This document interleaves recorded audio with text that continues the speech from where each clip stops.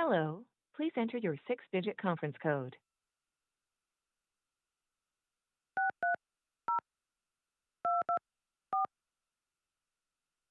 Welcome to free conference calling. The conference has not started. If you are the host, please enter your 4-digit host code to open the conference. If you are not the host, please press the star key to connect to the conference and wait.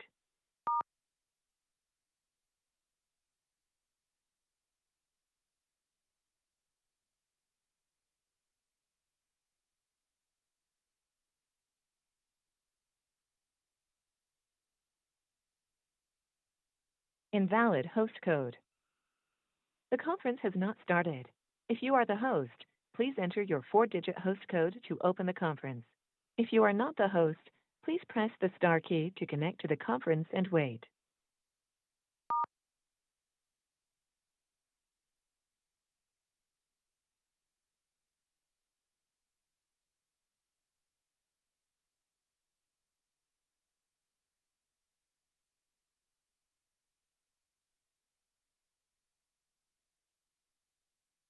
The conference has not started. If you are the host, please enter your 4-digit host code to open the conference. If you are not the host, please press the star.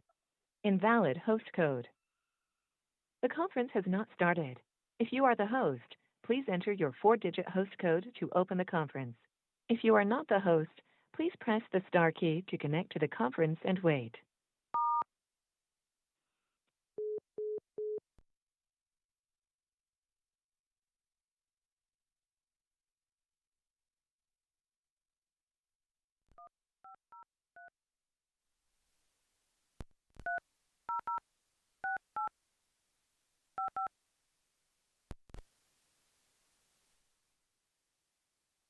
Hello, please enter your 6-digit conference code.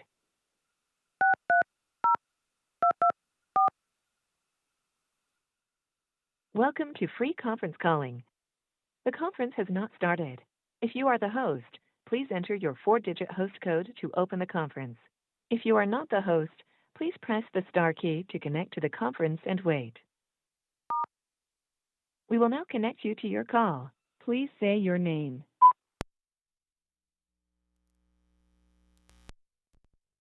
Your host has yet to join. Thank you for waiting. Your host has yet to join. Thank you for waiting.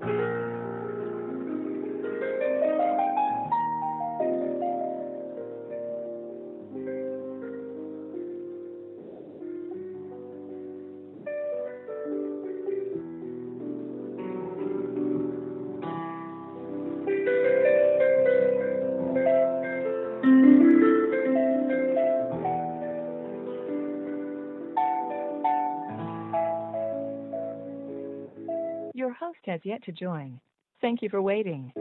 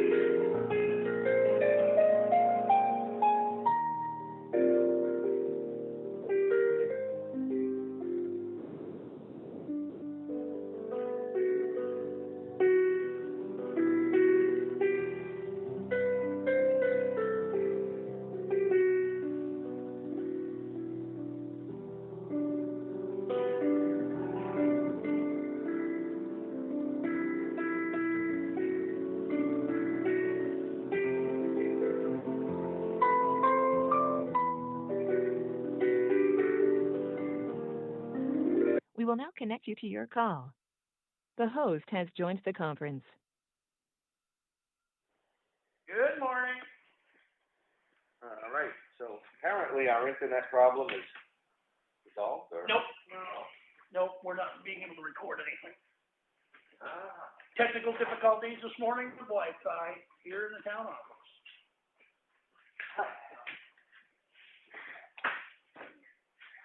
Start to our documents. Absolutely. Folders look a little thinner than usual, but for the holiday season. Chuck, I'm gonna award you the big folder. Oh, God. I should have opened out by that one. We'll just dive right in, get the meat. We're recording. We are recording, huh? Super.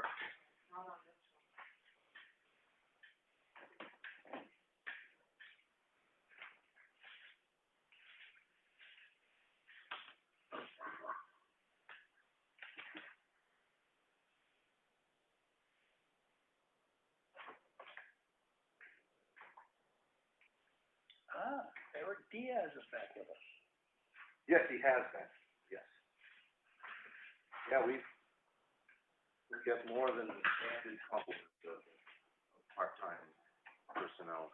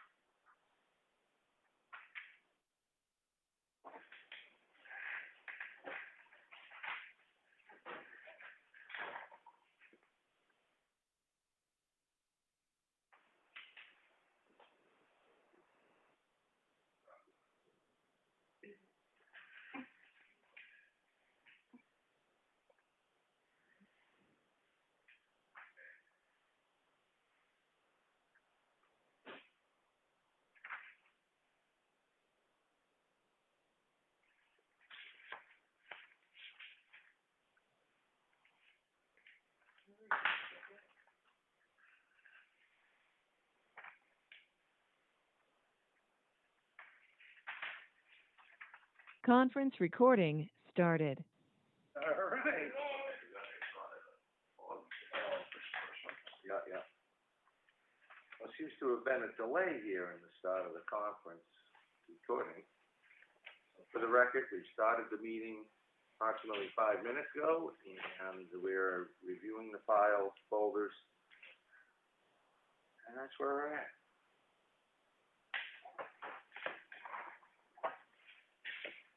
Okay. Now this is a bill for $9,999.90. Like, okay, how come you didn't round it to 10? It's like this thing. It was HEB.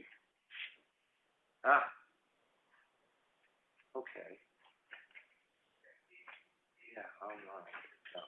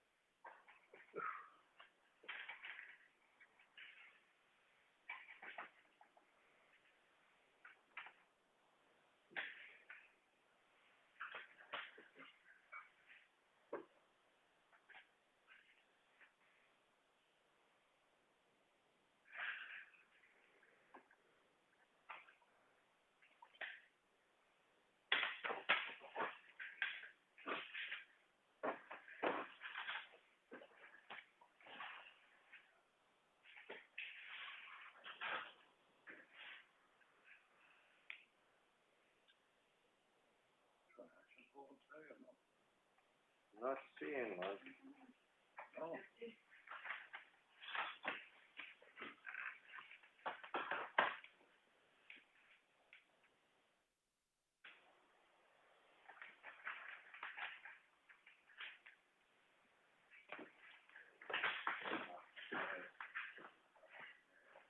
Long walk. Oh, yeah, I know, the extra table, get extra steps in.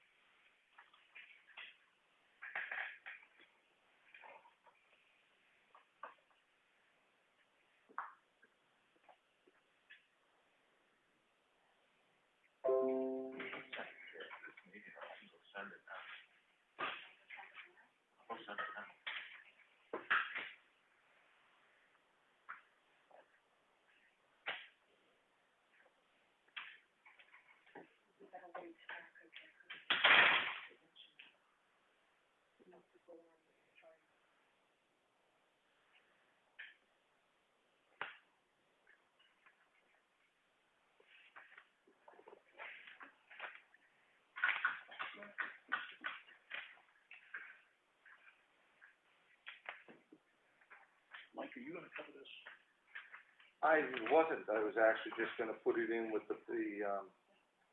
there's no signatures and everything accumulated, so when I have an official warrant, petition, Why do you know why we have this? I have no idea.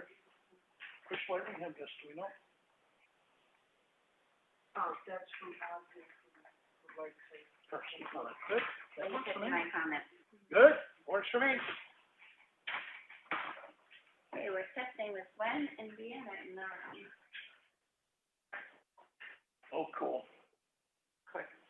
Can we limit the number of body count that we see on there? Or does it automatically do it? I'm Or just you can- asking a question. Yeah, you can set it so that you see, the active speaker, Yeah. that you only see this room. So you can set how many you want to see. Cool. I usually do active speaker, Works for me. but if you wanted to look at this, you could kind of see how it's looking.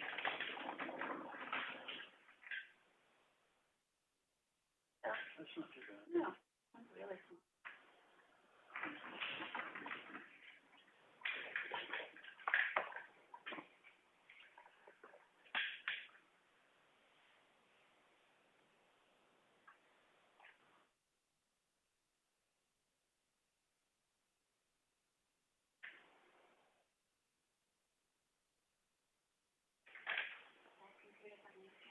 So, I think I know, yes, jacket, that was Email. transfer station, right? Oh, yeah, that would be, That's all, yeah, personal. yeah, I ordered that up through Northern Tools. Second note on it, just transfer station. Okay. Yeah, I have an account Yeah. that gets the discount and, That's what I figured it was for, but just if someone was reading this and that, you know, it's, yep, it was about a third of the price previously, listed price, so. And I think I put in the memo line in QuickBooks that it was for a new transfer station attendant.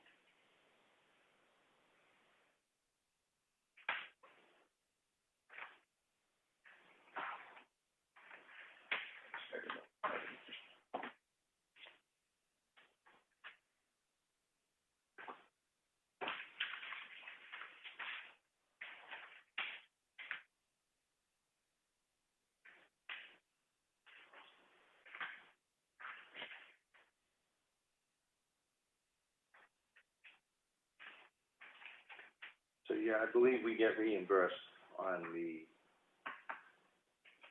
Bailey Road project, the culvert. I believe we pay this and then we submit for reimbursement from the department. Katie's Inc. is, the contact, so clarification can be gained there, but I also have some communication stuff that I'll share and get you looped in because you probably don't have an email that is connected to all of this. I'll get you to ask. Like I wrote to her last week, but then on the town of Effingham's email account. Just like multiple email accounts and That's all.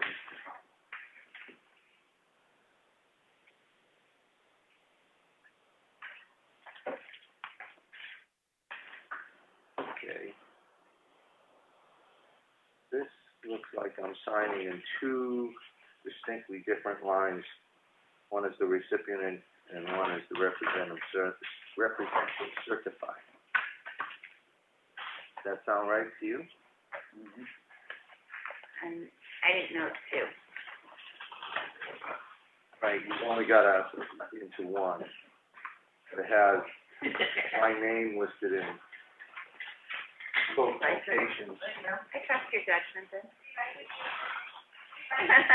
Well, I'm not, I don't wanna have this bounce back on us because I didn't sign both or I wasn't Right. supposed to sign one of. Oh, sure.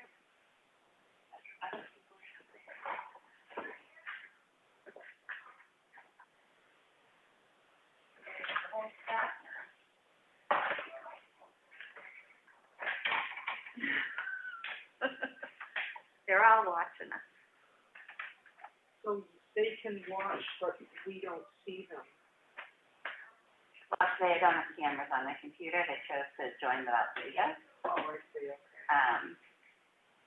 So, I think I'm gonna hold this out and get some started clarification. video and then. What's that one? That's the CMA, is, All of them. so I'm gonna sign it, but I think what I'll do is I'll contact Katie to just make sure that,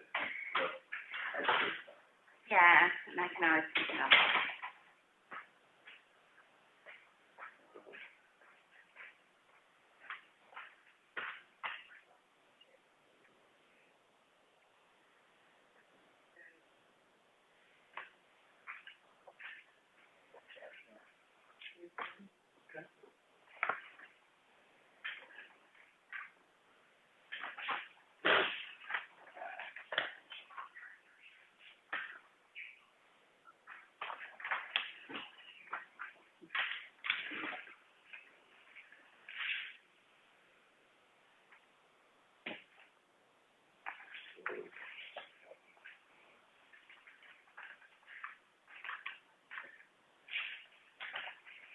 I'm gonna hold this one out, if you wanna look at it, it's just for CMA engineers, it's Yep. reimbursement. Yep. I need to check with Katie, thank you, PBS.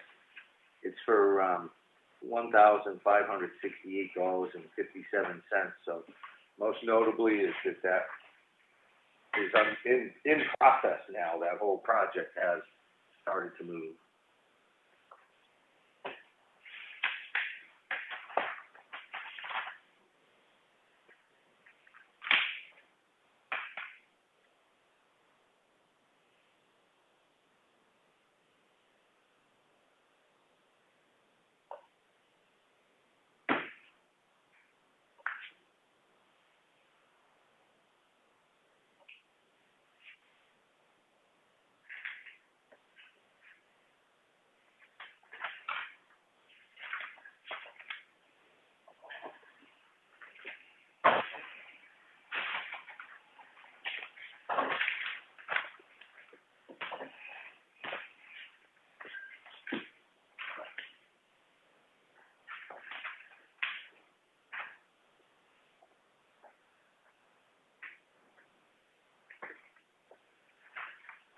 Assuming this has been, I'll take resolved. Okay, thank you. Sorry about that. Thank you for finding that, though. I usually just follow your lead. Yeah, well, I'm glad you did this time. Just so you know what it looks like.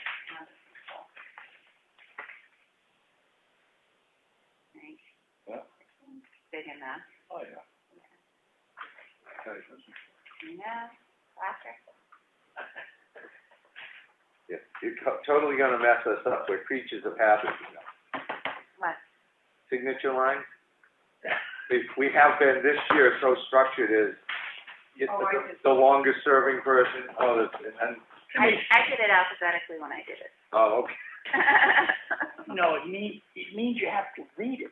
To make sure, you just don't automatically sign the first line. And you're slowing the process down. Read it, really? You know that hooked on phonics thing? I got two names, man. I got Tom, what's Thomas? I always gotta read it.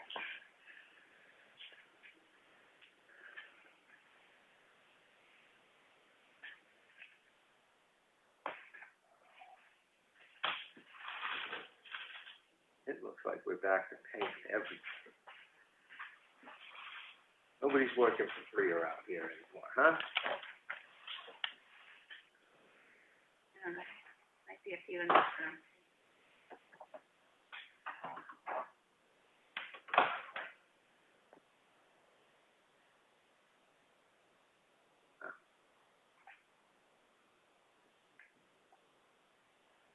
Nice.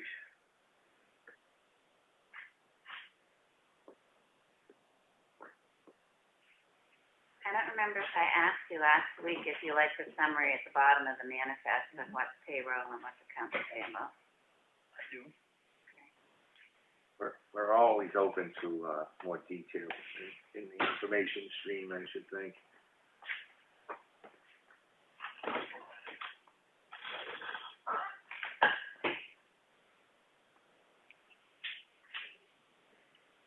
Mrs. Burke has just started her therapy?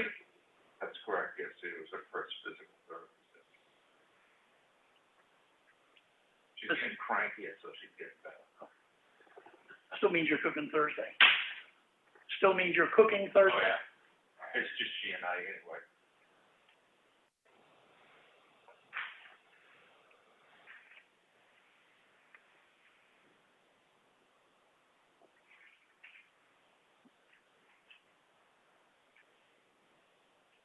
Amazing. Really amazing.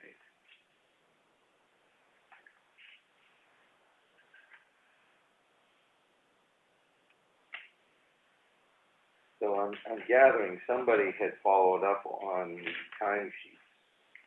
Would that have been you, Chuck? No. Oh, okay. With who?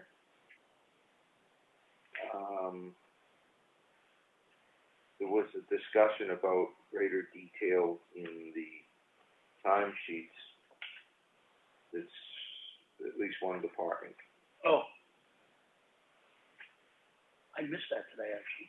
Did it happen or no? Yeah, last week that was super detailed and, Okay. yeah. So there you go. Perfect. How that came about, who's to say?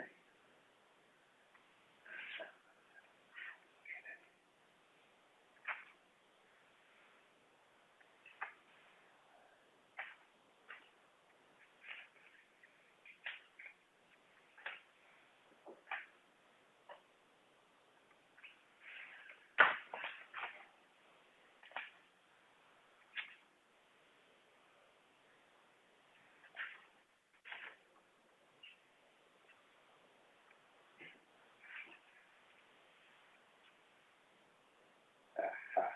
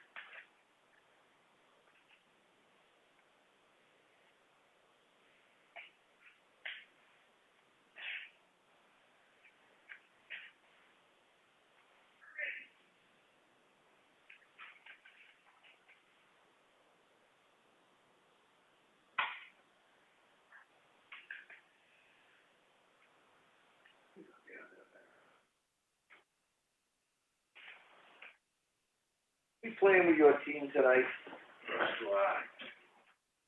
Actually, we're all involved.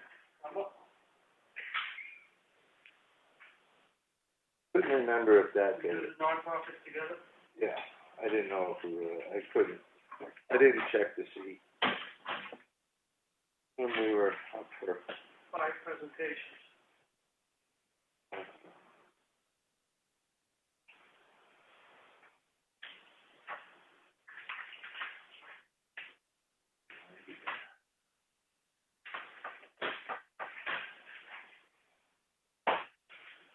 Like that.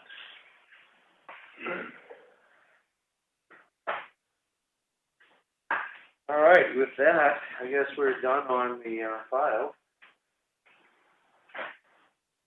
So we'll move right into our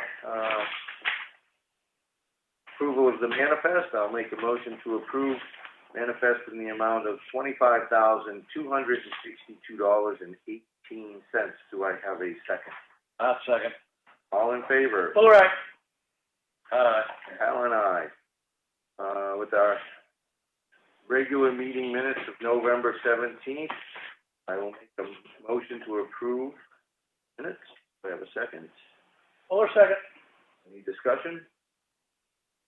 I have one question under Tom's comments, the very last line item, where it was dealing with the delinquent tax number. Mm-hmm. Yeah, I have an update on that, actually. Yeah, but do we need to correct these minutes before we update the new minutes? I think we had a decimal point off. It's $140,000, right? Yes. $140. 140. Right, you could change that, but along with you, Chuck, the amount, and I have it written somewhere, is actually a little bit of excess of $470,000 that is still delinquent. I came in and I did some research yesterday, and just the way the information that was originally there, and the effect of the new tax bill going out kind of convoluted how that was interpreted. So it's actually, But these minutes, we need to correct the 140 to 140,000. Right. right. And then And the new information will come into this week's. sure, absolutely. Good. Yep. Okay, very good. With that, you have. All right. Al and I, those are approved. I will again make a motion to approve the non-public meeting minutes of November 17th.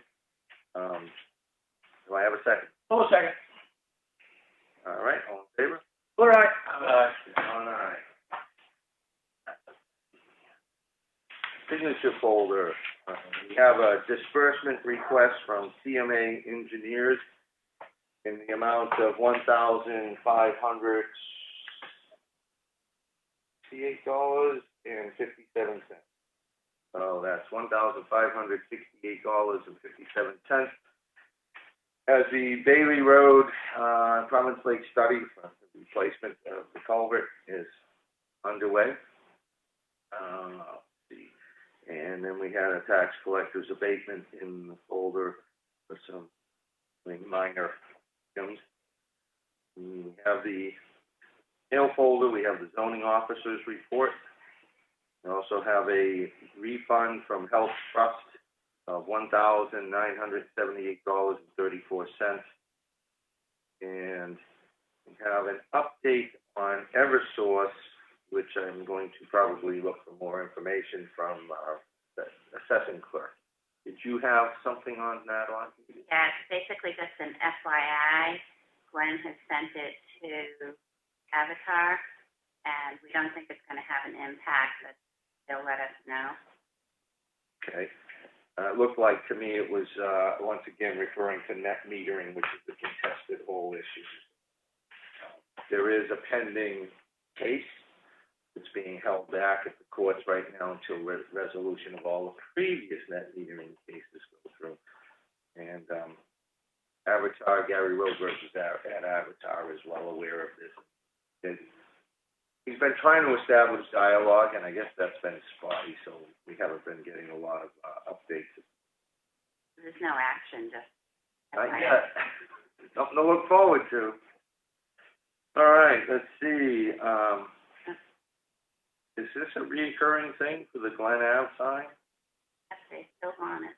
That's nice. No, actually, I forgot to take it off the minutes, sorry. Can you make it? Okay.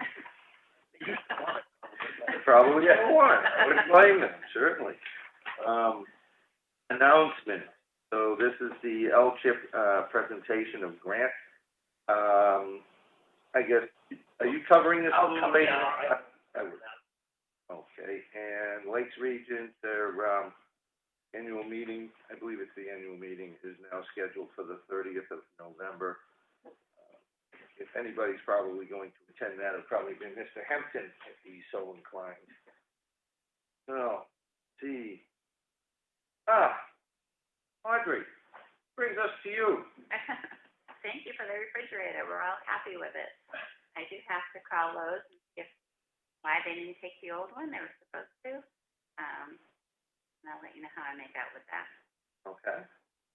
So And things aren't just freezing solid anymore? no, Oh, okay. And it's that's, nice. you wanted it that way? You don't have to use your knee to close it. And then I left you a copy of a petition warrant article, and I want to know the process you want to follow. Do you want to review them as they come in? How do you want me to work that? Sure, when anything comes in, they need to have the signatures verified, and that would go to the supervisor's checklist. They will verify that there is 25, usually most petition warrant articles need to have 25 signatures of registered voters in the town. And at that point, we keep that on file, and I will be working with you, no doubt, prior to town meeting, to get these on the warrants, but they'll also be, in January typically, we have this prepared for the planning board on things for like zoning amendments and anything to do with your zoning or, and this one will probably go in front of, good question, I have to see where this one is supposed to go. Usually, petitions for land use kind of things, zoning ordinance will go in front of the planning board for their January meeting to be put out there. This one most likely going to just be presented at the budget committee, so they'll have to provide them with that information for their February meeting, or actually prior to it, so Dave has that information, because it has to do with money. Money items typically go budget committee, land use, zoning issues. I did have the office check all the names, but I need to send it to the checklist. Supervisors, check. Okay. Sure. Right? Yes, Brian. Just a question, because I can't remember the answer to this, but they have to be registered voters at a specific time forward. I think it's a little early, because if those people say 10 of those people moved or passed away between now and January 1st, I don't think their signatures count. I don't know what that cutoff date is. That's the only thing I want to. And there again, that's why the supervisors of the checklist, that's kind of it. And I'm not up to speed on that, so that's interesting. I'll ask them. I remember from years ago, there is a cutoff date where you can't go before that date to determine if they're eligible voters. They have to be eligible after a certain date. I just can't remember what that date is. I wouldn't doubt that that's not accurate. I think that you probably find on the dates, the important dates going up to town meeting, they may have a date listed there for the supervisors, the checklist to verify these things, and then there'll be a cutoff date. I'm pretty sure that's accurate. They have a certain window of time. I wouldn't swear to it. Yeah, and I'm not expecting there's gonna be any issues, because she ended up with like 35 signatures of everybody coming out of the election office, the election building over at the elementary school, so. Right, and what will happen is if the supervisor of the checklist determines that there's 23 qualified signatures, I'm quite comfortable that saying that they would reach out to whomever put this forward and let it be known so that they'd have time to get the full amount. I just wanted to bring it up so that people are thinking about it. It doesn't make an issue with the last. All right. I'm going to assume, though, that the Board of Selectmen wants to see them as they come in here. Right, yeah, because some things may have some homework to do, basically to as to what it is, how it processes. Maybe there's a legal component with them. So, yeah, when they come in, a little heads up would be nice. Thanks. With that, what else do you have? Any? That's it. Oh, okay. Well then, Tom, we might get out of here early. What do you got? Oh, come on. All right. Operation Dark Sky. Been in contact with them a couple times. We're still waiting for a streetlight inventory. I have it all I'm working off on. That's what I'm using. talked to them, last time I talked to them was again this morning, on, streetlights. Any light is out, they don't just come out and take the light out or turn the switch off, they take the whole fixture off. Okay. There is a charge to do this, but she will send me the list breakdown of it this afternoon through email, when she gets it from the pole department. And once they are off, then when you get them back on, you gotta pay for another light, and have it installed too. So there are catches to this. Sure. Also, they will need a letter with a town letterhead on it, requesting which ones. Okay.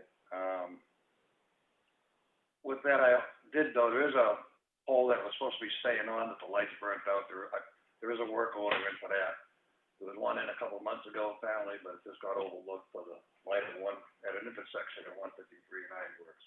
It's out, they got a work order to replace that light, because that was gonna stay on anyway. So, I told her I would talk to you guys, the other two selectmen, about this is, you know, where they removed the whole fixture, that's the whole. Well, did you get a price for this? The removal and all? Yeah. No, that's why I said you'll email me at some point today when she talks to the pole department further. Okay. I'm inclined to continue going forward. We're spending probably $5,000 or something on the list.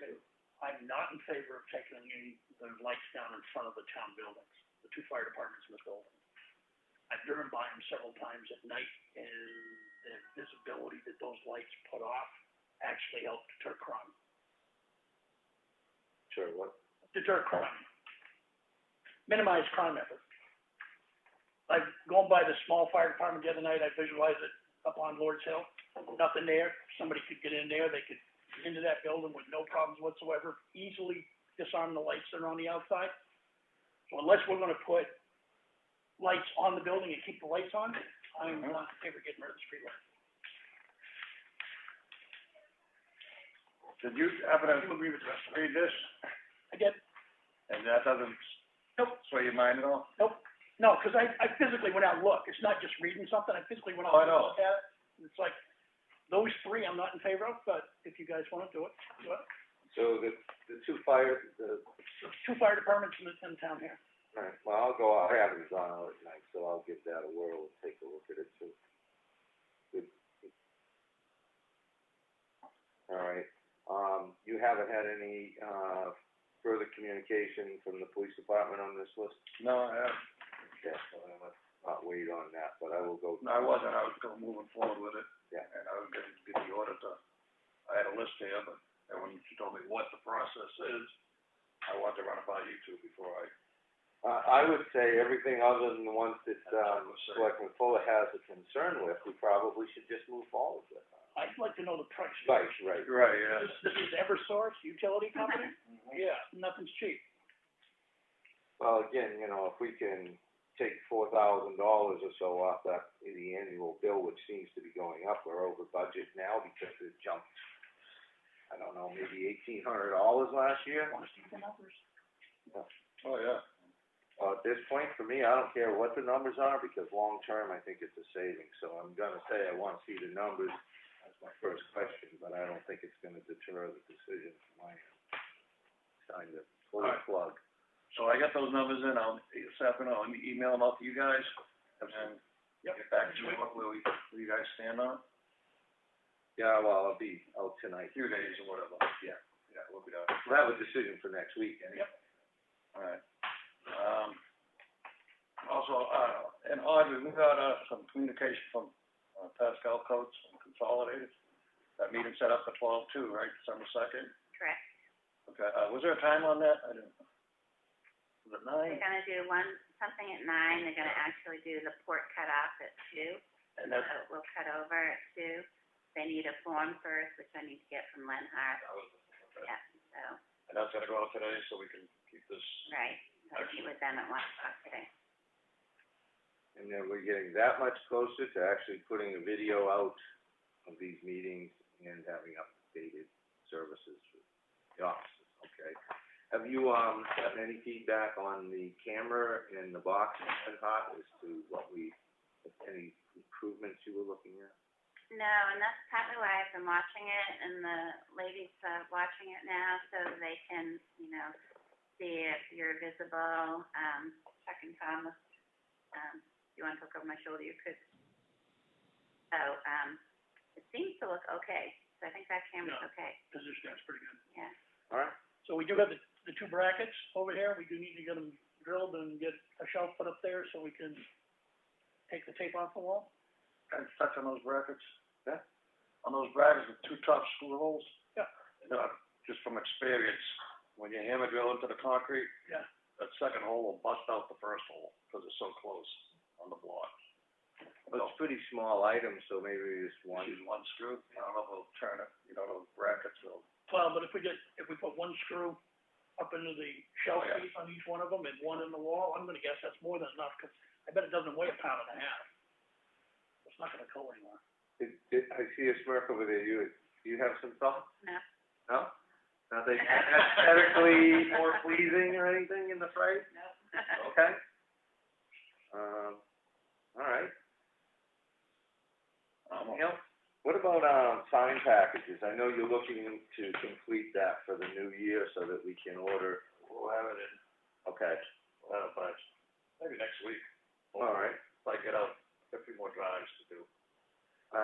Because of something that came up recently, I did a little review on, cottage roads or summer roads. And in 2004, there was a warrant article that was put forward that contained 4 sections of roads. And those are the ones you'll see, like on Molly Philbrook, that have the dates when, up on them, were December 10th through April 10th, that the road is non-maintained. And you're supposed to post those. We probably want to make sure that those signs are still around. And then there's also an RSA. Do you have a list of those roads, Mike? Do you Sure. have those too? Yeah, yeah, we have a list, and I've recently seen it floating around after I had made some comments. But there's, I think it's 231, RSA 231, and it's in the 80s, 81 Roman 4 or something. There's been a change with what you can do there. You can actually, through a legislative body vote, town meeting, warrant article, and put forward that we could have greater flexibility in there. You could start as early as November 15th and run till, I believe it's the 30th of April, to not maintain those roads. It's not an either or. You can have flexibility in this, I believe.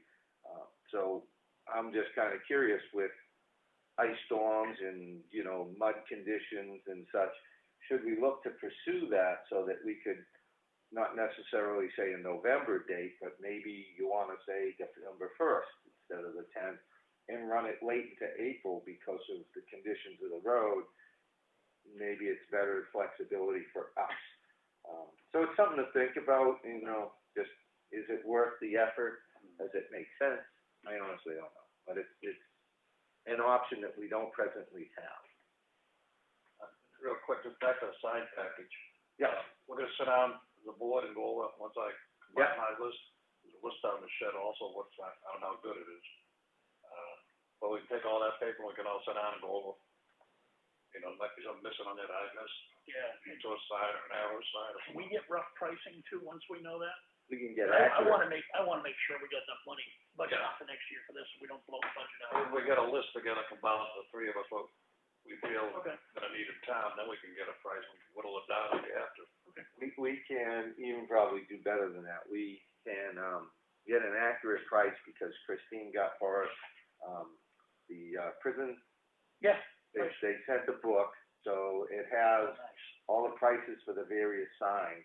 And, I guess if we really wanted to do something, when we get down to the last week of December, we can look and see what we have in salt, sands, and other, line items under the contracted line. I know we're over signs, but that's been an underfunded, underutilized, as far as we know. Yeah.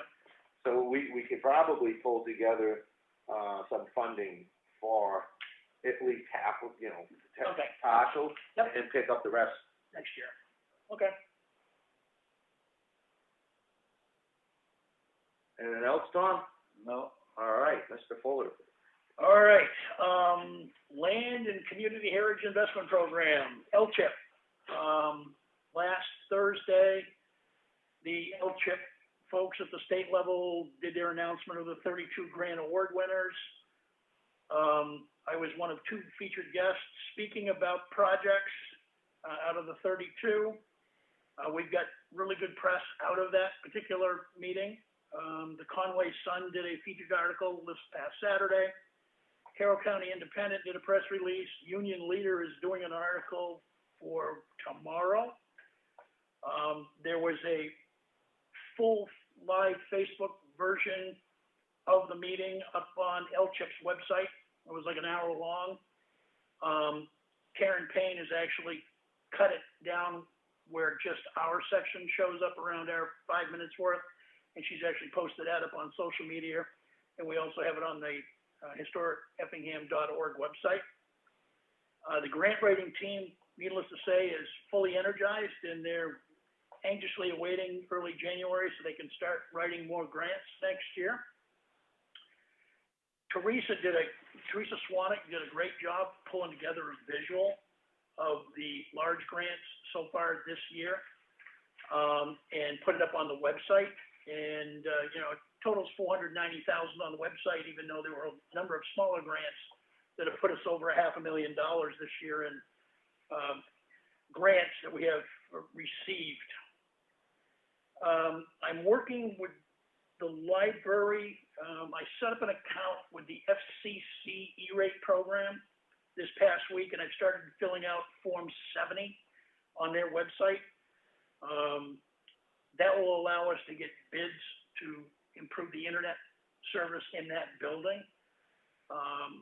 They review that in the first 6 months of 2021. They make their decision, and we'd be in a position if we decided to move forward with it around July 1st of next year. We'd be looking at about a 70% discount on the rate based on the information on the website. So the internet coverage, the modem, the equipment, the insurance with that, the installation costs, those kinds of things, 70% of it's covered on a monthly basis.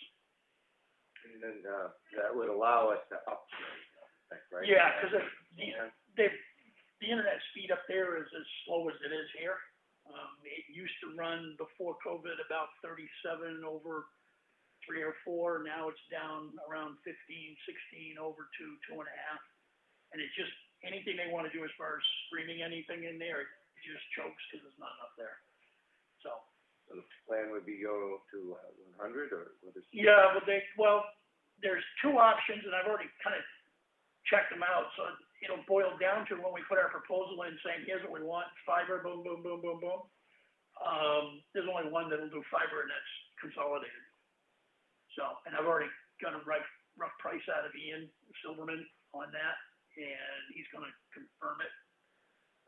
And when I traded emails with him yesterday, he said basically as soon as I've submitted the Form 470 and it's been approved by the FCC folks, or the Universal Rate folks, I guess it's the division of the FCC, they will automatically get a notice saying it's available for bid, as will Spectrum. So, and then basically we look for the bidders that are willing to give us the package we want, and then we make a decision. So with that, your time frame to actually know what the cost would be? Will not be till spring. It'll be spring. Spring pre-town meeting? Not likely. It's probably going to be May time period. But I've got a rough idea. I will have a very rough idea, close from a budgeting standpoint. Right. I will have that number within a few weeks. Okay. So we can play, I mean, it might be off $10 a month or something like that, but I'll have it nailed down pretty tight. All right. I'll be looking for that number to see what kind of creative alternative funding that could be arranged should we get to that point. We want to take advantage of that in July or something to get us through. Okay, cool. Maybe a 6-month funding item.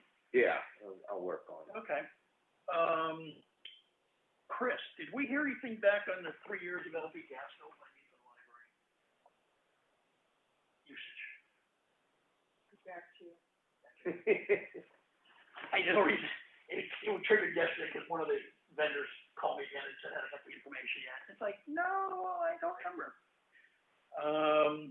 Let's see. Oh, and I contacted, one of the used equipment dealers about auctioning the pellet stove. Yeah, And I haven't heard back from him yet, so I'll reach out again today or tomorrow. I think I saw about, maybe a total of 3 different auction sites, so I may have some more for you if you. Okay, yeah, ship them if you got them. Okay. I'll just reach out to every one of them until we find somebody that can work with us. It's that, Plan Link, it's kind of a website for municipalities and all kinds of people, elected officials throughout the state to kind of spitball things out, and people ask for ideas, and I get that stuff coming in. Okay, There was some additional. all right. Have we tried Craigslist? No, because I don't know how to use Craigslist. So if you want to do it on Craigslist, not a problem. I can do it. Perfect. There's also Uncle Henry's is quite popular.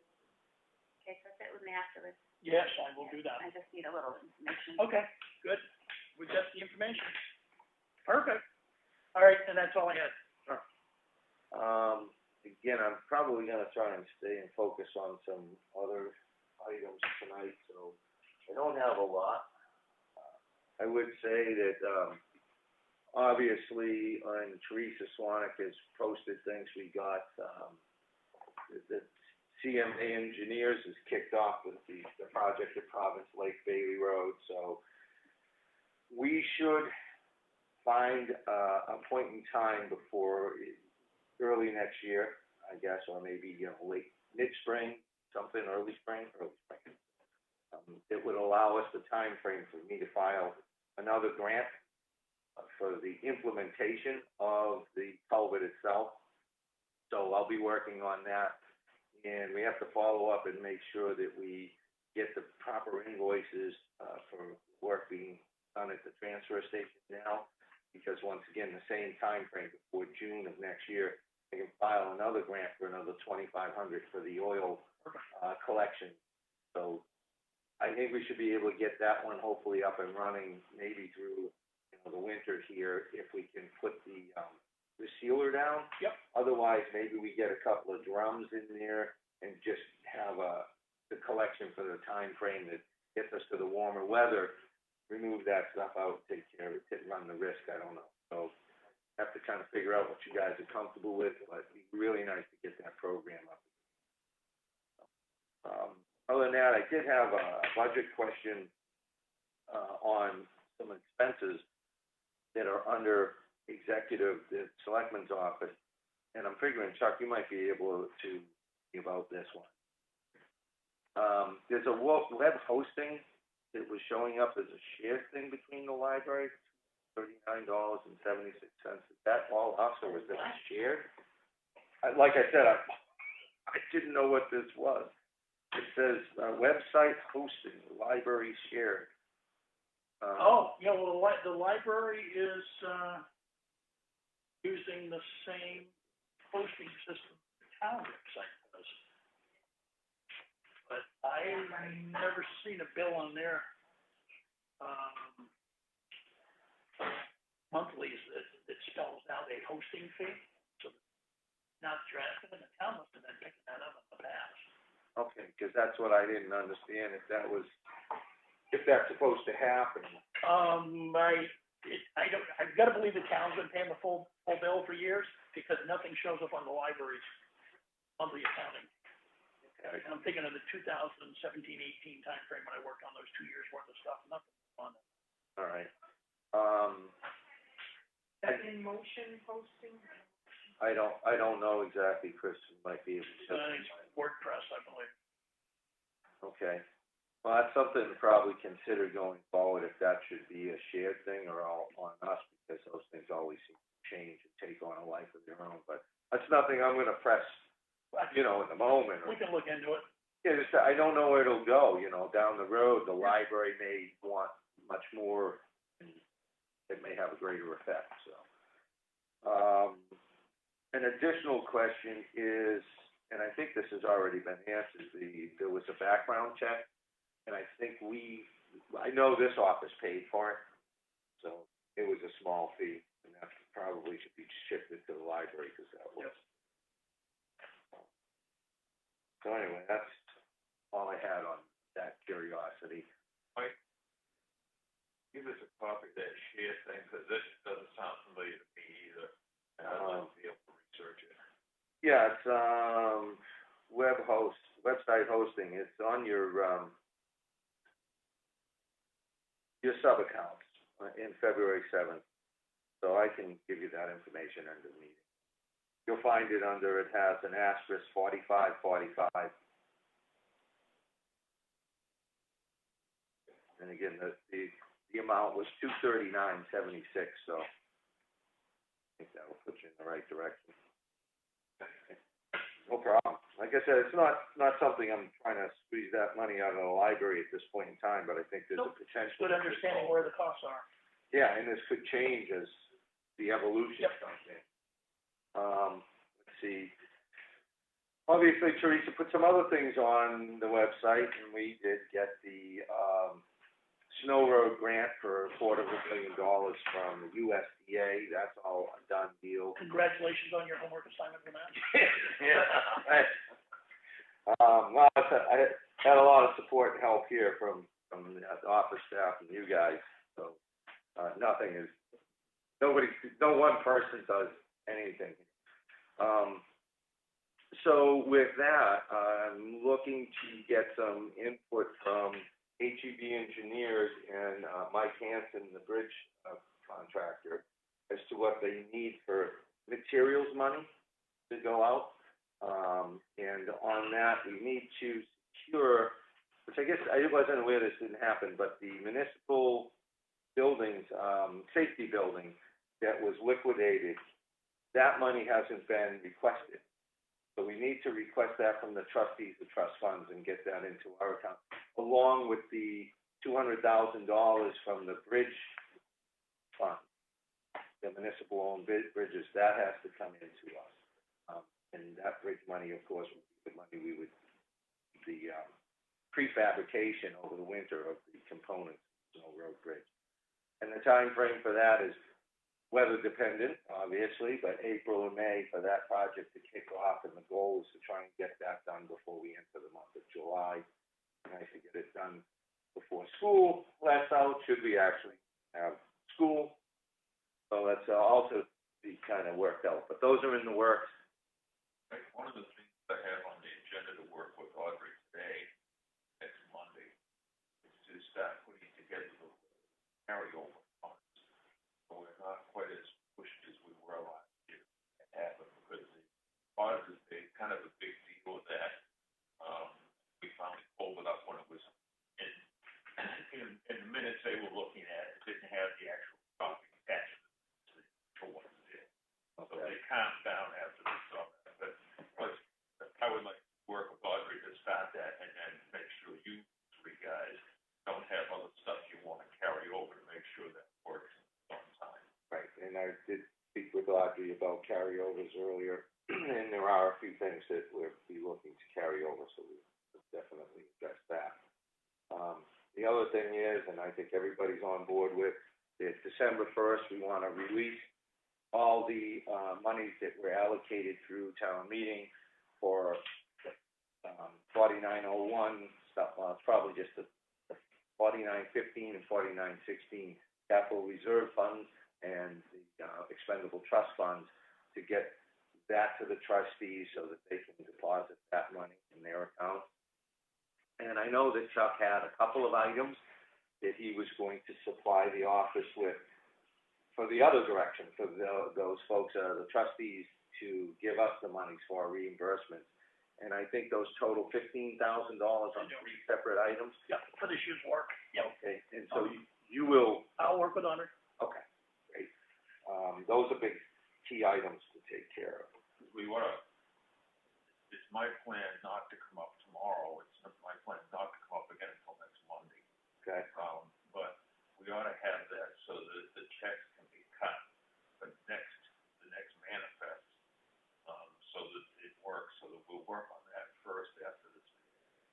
we definitely need to get that done. That's a critical item for us to do timeline-wise, as well as making sure that the trustees have the corresponding requests going, left and right, so that when they meet next in December, they can conclude, hopefully, all of this business, and we don't inconvenience them any more than we need to.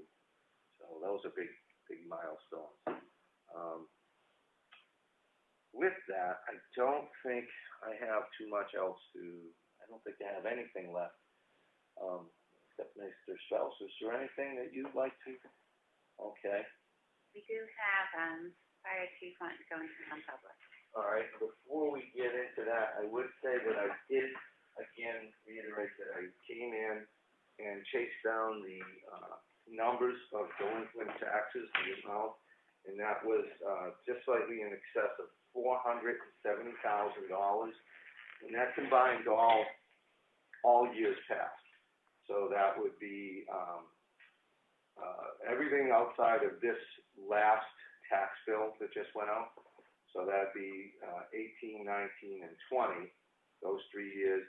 And there was a couple little things on 16 and 17 that equaled just under $1,000, which one of those, I believe, is being resolved in 2016 as we speak, and in 2017, that one has just been tied up because of a death. The owner died, and so it's probably kind of a probate issue, and we're not going to just go chasing after things like that. Deanna's working on that.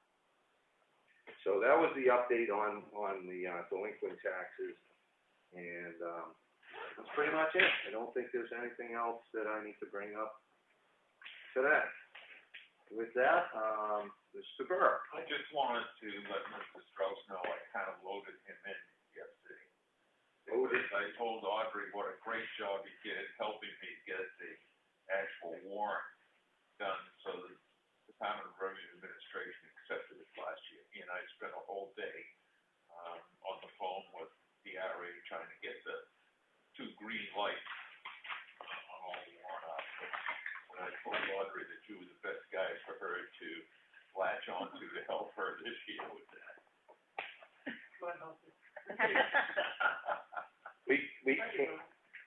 With that, I could make a motion to double the pay to the chairman of the budget committee. Awesome. We'll go from 0 to 00. All in favor? Aye. There you go, Dave. Congratulations, Dave. You're gonna have to declare that on your taxes, though. Yeah. Use you later. We got a whole night with him tonight. Yeah, I'm gonna be done. With that, I guess that we're gonna do a couple things here today. We have a scheduled work session. So, if Chief Burbank is ready now, we could entertain him, then go on from there. Actually, I think maybe we should probably not close out of this meeting. We should probably see if the chief wants to come in, because I think this is going to affect something we should address in the public. I have some reservations on a decision we made last week in acceptance of fire membership for the fire department, and I'm thinking that I'm not comfortable with the decision we made last week, and I think we might need to explore that. Perhaps fire chief can give us some insight. So why don't we do non-public with the chief, and then from there, come back into public session, address whatever we may have left, and from that point, we can go into work session. So why don't we take a couple minutes break? I don't know, 5 minutes, Chuck? 10? Yeah, we can do 5. Okay. Make a motion to go in, or? We'll make a motion to take a 5-minute break, and then when we come back from that, we'll see what the chief. Oh, you're with us. He's ready. All right. So we'll take a 5-minute break, and then we can come back and find out to figure out, vote on going into the. Conference recording stopped. Back. And we're back. All right. Going to make a motion to enter into non-public, and Randy, think you wanted this one, right? Do you know what category we should be going under? Personnel. Personnel, okay. Right, now we'll go.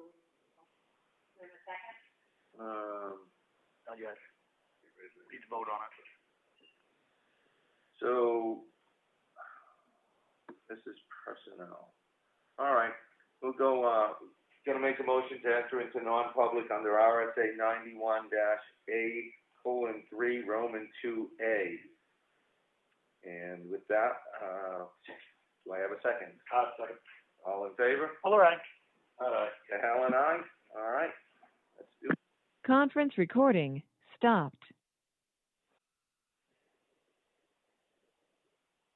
And we're back. Thank you, Chief Burbank. Chief. I will make a motion here, Cahalan motions to go back into public session. Do I have a second?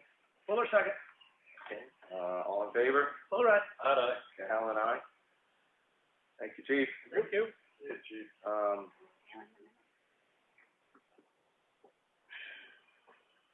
Okay, want to make that a motion, Chuck? Make a motion to seal the minutes. Okay, and, I'll second that. seconds. All in favor? Aye. Okay, Cahalan, aye. With that,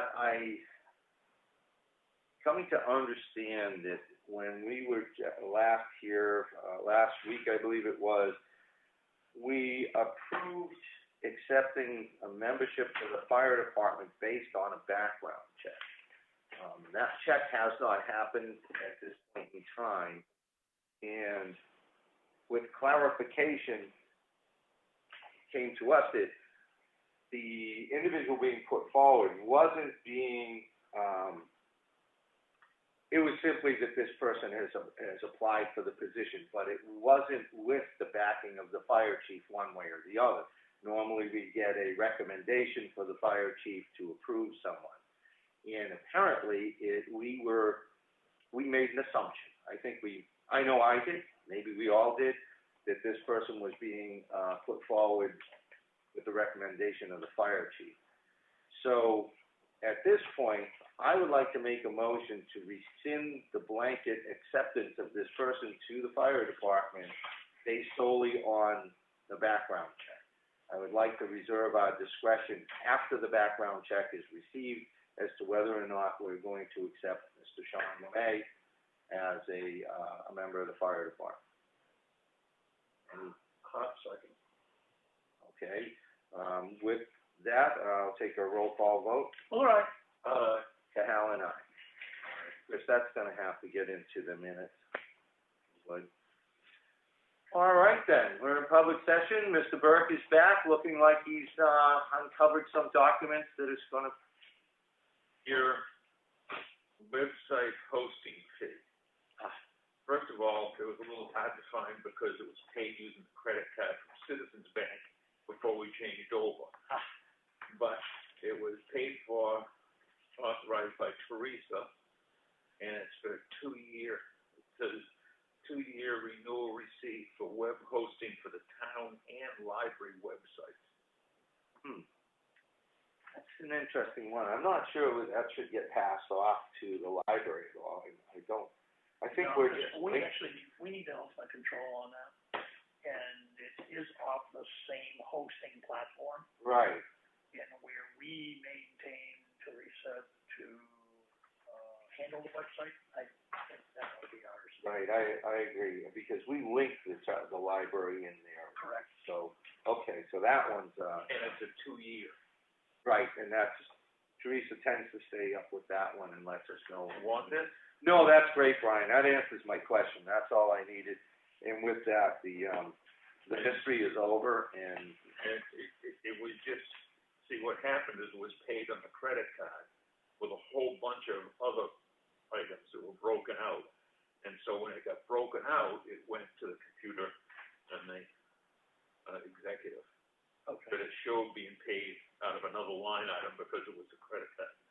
And I guess with that, maybe that should go under the line item for web hosting. I would think so. And then, yeah, we collect everything in a central place.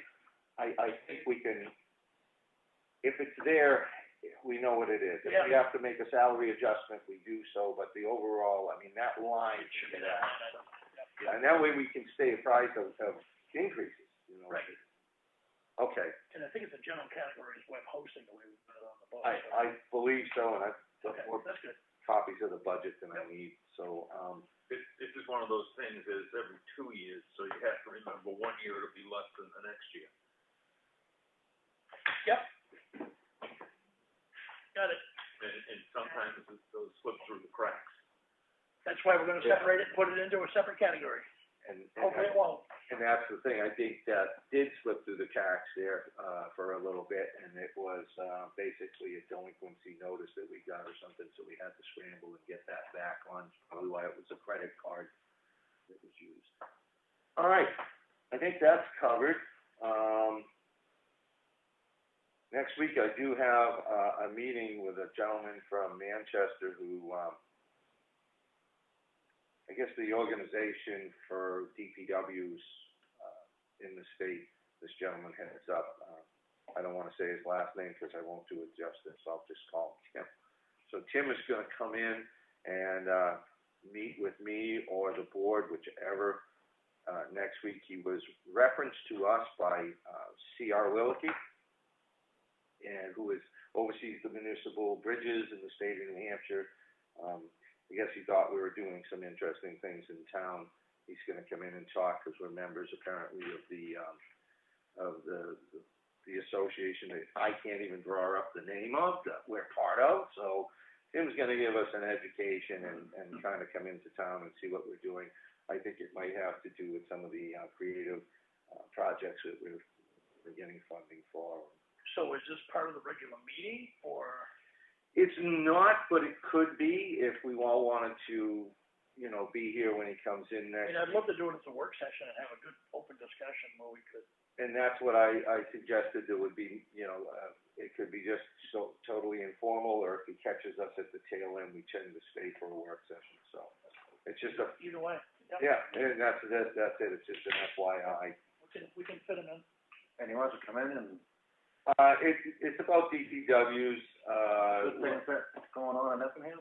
Well, I'm not gonna say exactly what he's coming in for, because I don't fully, know. I think it might be informational, or what DPWs in the state are doing, what the organization can provide. And I'm sure on bridge lists, I mean, Pine River Culvert, Elm Street, Yeah.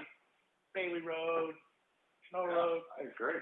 there's a lot of stuff going on with roads and bridges, so I can see where our name might have popped up. Yeah, where in the past, Yeah, and, first I've heard. that's the other thing. I reached out to Chris Fournier at HEB and Mike Hanson, Hanson Construction for bridges. You know, when they come to town next spring, I had said that I would like to have them come over and look at Granite Road, because I foresee a potential for us to actually be able to replace that bridge in about 3 years. That's my guesstimate on where we should be financially as a town.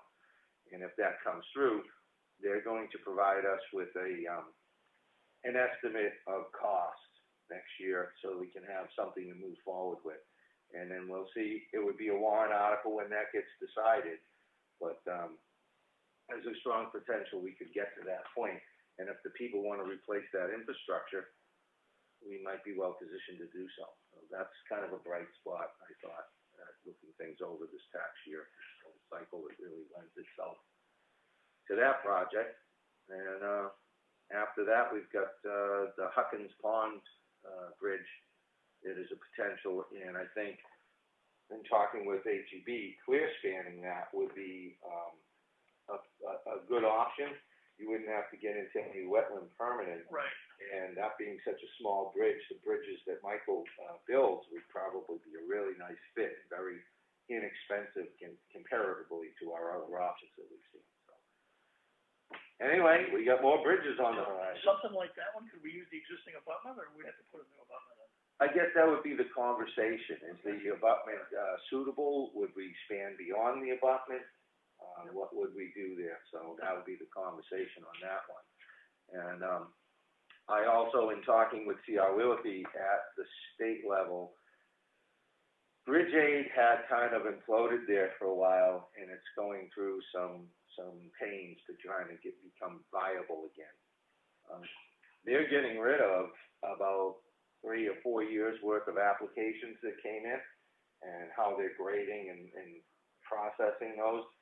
So they're supposedly, before year's end, going to accept new applications. They're throwing out our old ones along with all kinds of people who are in a queue, a lot of communities. So my conversation with CR was that we were looking to get ourselves positioned well for the Huntress Bridge, which would not be something that we could utilize timber bridge technology or afford as a town to do. It's a 136-foot span. So we want to be in that queue to try and get whatever funds should they become available. And at this point, they're not doing preventive stuff like, maintenance things that they have done in the past, but that could potentially change as well. Follow up with more comes through. Other than that, anybody, anything else? Great. Then I guess we'll go to a work session, and I'm going to want to make a motion. Make a motion to Enter into a work session? enter into a work session. Yep. I'll second that. Okay, that was Mr. Fuller, followed by Mr. All right. Hal and I. And does anybody want to take a few minutes break? Anything? Anybody needs to do anything? All set. All right. All right. And with that, this I don't. All right. Then what seems to be the hot button item we're chasing today? You want to do the personnel policy? Or? We certainly could if Audrey has time to sit in on that. Audrey had some commentary. I know I had some things there that, frankly, I thought some things that we took out seem to have been back in, so. Yeah. I thought that too. Yeah, Me though. it's the gaps in between. Certainly.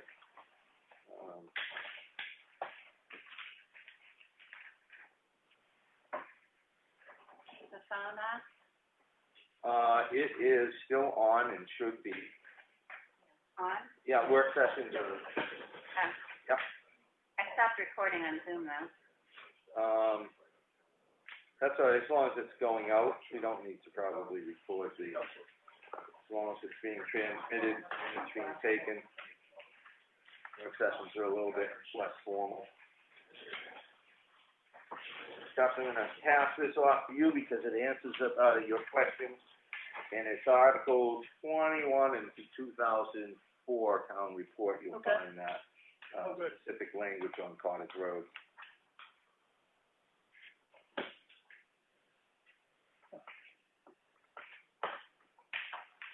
Okay. All right. And,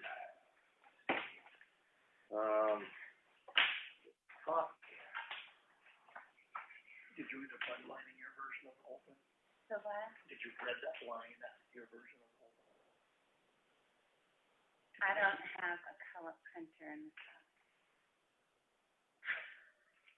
Okay. Deanna does, and the next printer should have it. I would agree. I just learned about it. I think Vienna stuff. Yeah, okay. I was like, are you kidding me? I can't copy and color or printing. But it is a little different shade of gray, so I think I know what you added. Italicizing it. All righty then. Chuck, you've been doing a lot of work on this. You want to take the lead and start page 1 and walk us through it? Or? Sure.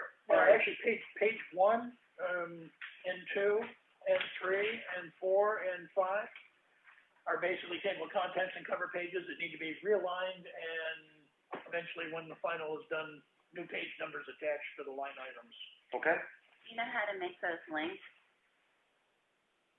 No, ma'am, but I will definitely learn when I sit down. So when you look at the table of contents, you can click on sick time, and it bounces you right there in the dock. Oh, Yeah. I like that even more. Yes, we will have that feature eventually, Okay. once you show me how to do it. Okay, nothing on the remainder of 5. On 6, I added in 2 additional definitions, consulting and contracted employees. I pulled these off the internet, as general descriptions.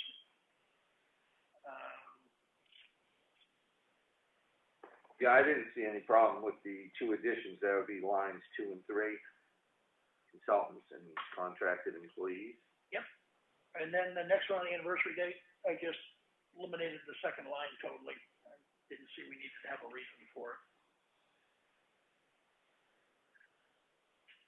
But that's me.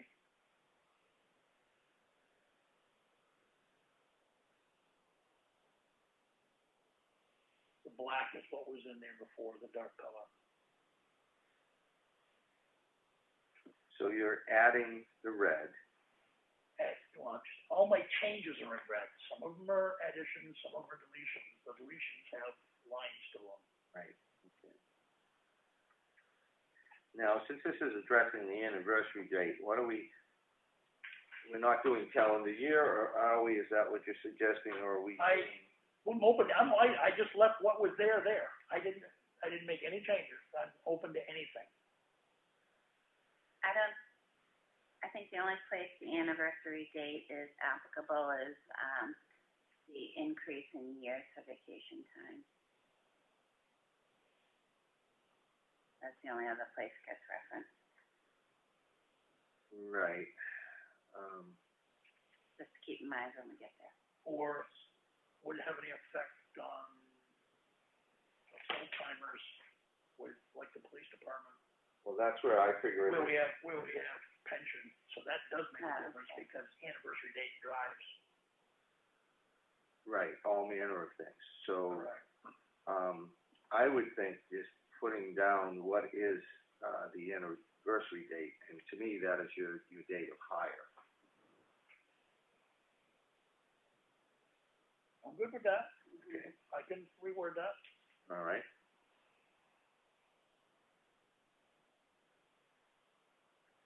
Okay. Let's see, the next item where there was a change was on page 6. Since I did print in legal, yes. can you give headers instead of page numbers? Yes, I will do, I was just thinking of that as I was going through it, like, oh, okay. I think it's part 4. Yeah, part 4, pre-employment, I didn't have anything on that page. Part 5, employment policies and procedures, underneath compensation, the very last word in the first paragraph, monthly pay may rather than will.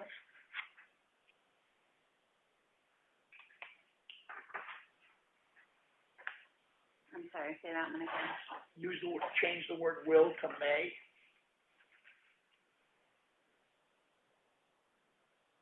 I don't like being stuffed into boxes. Right.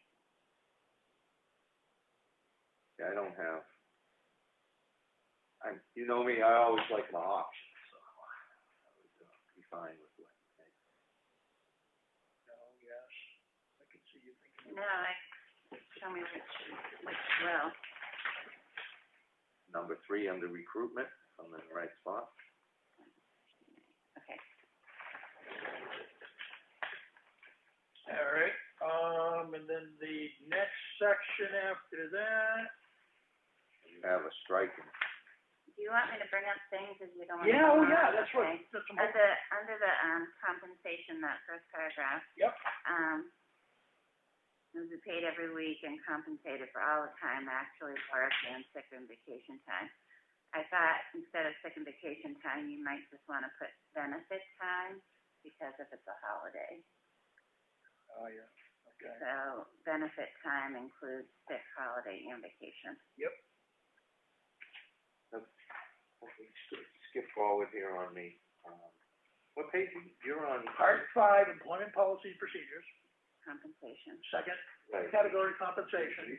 Very first Right. line. And I didn't think we fully explored, part 4 on pre-employment on page 6, under section We didn't make any changes.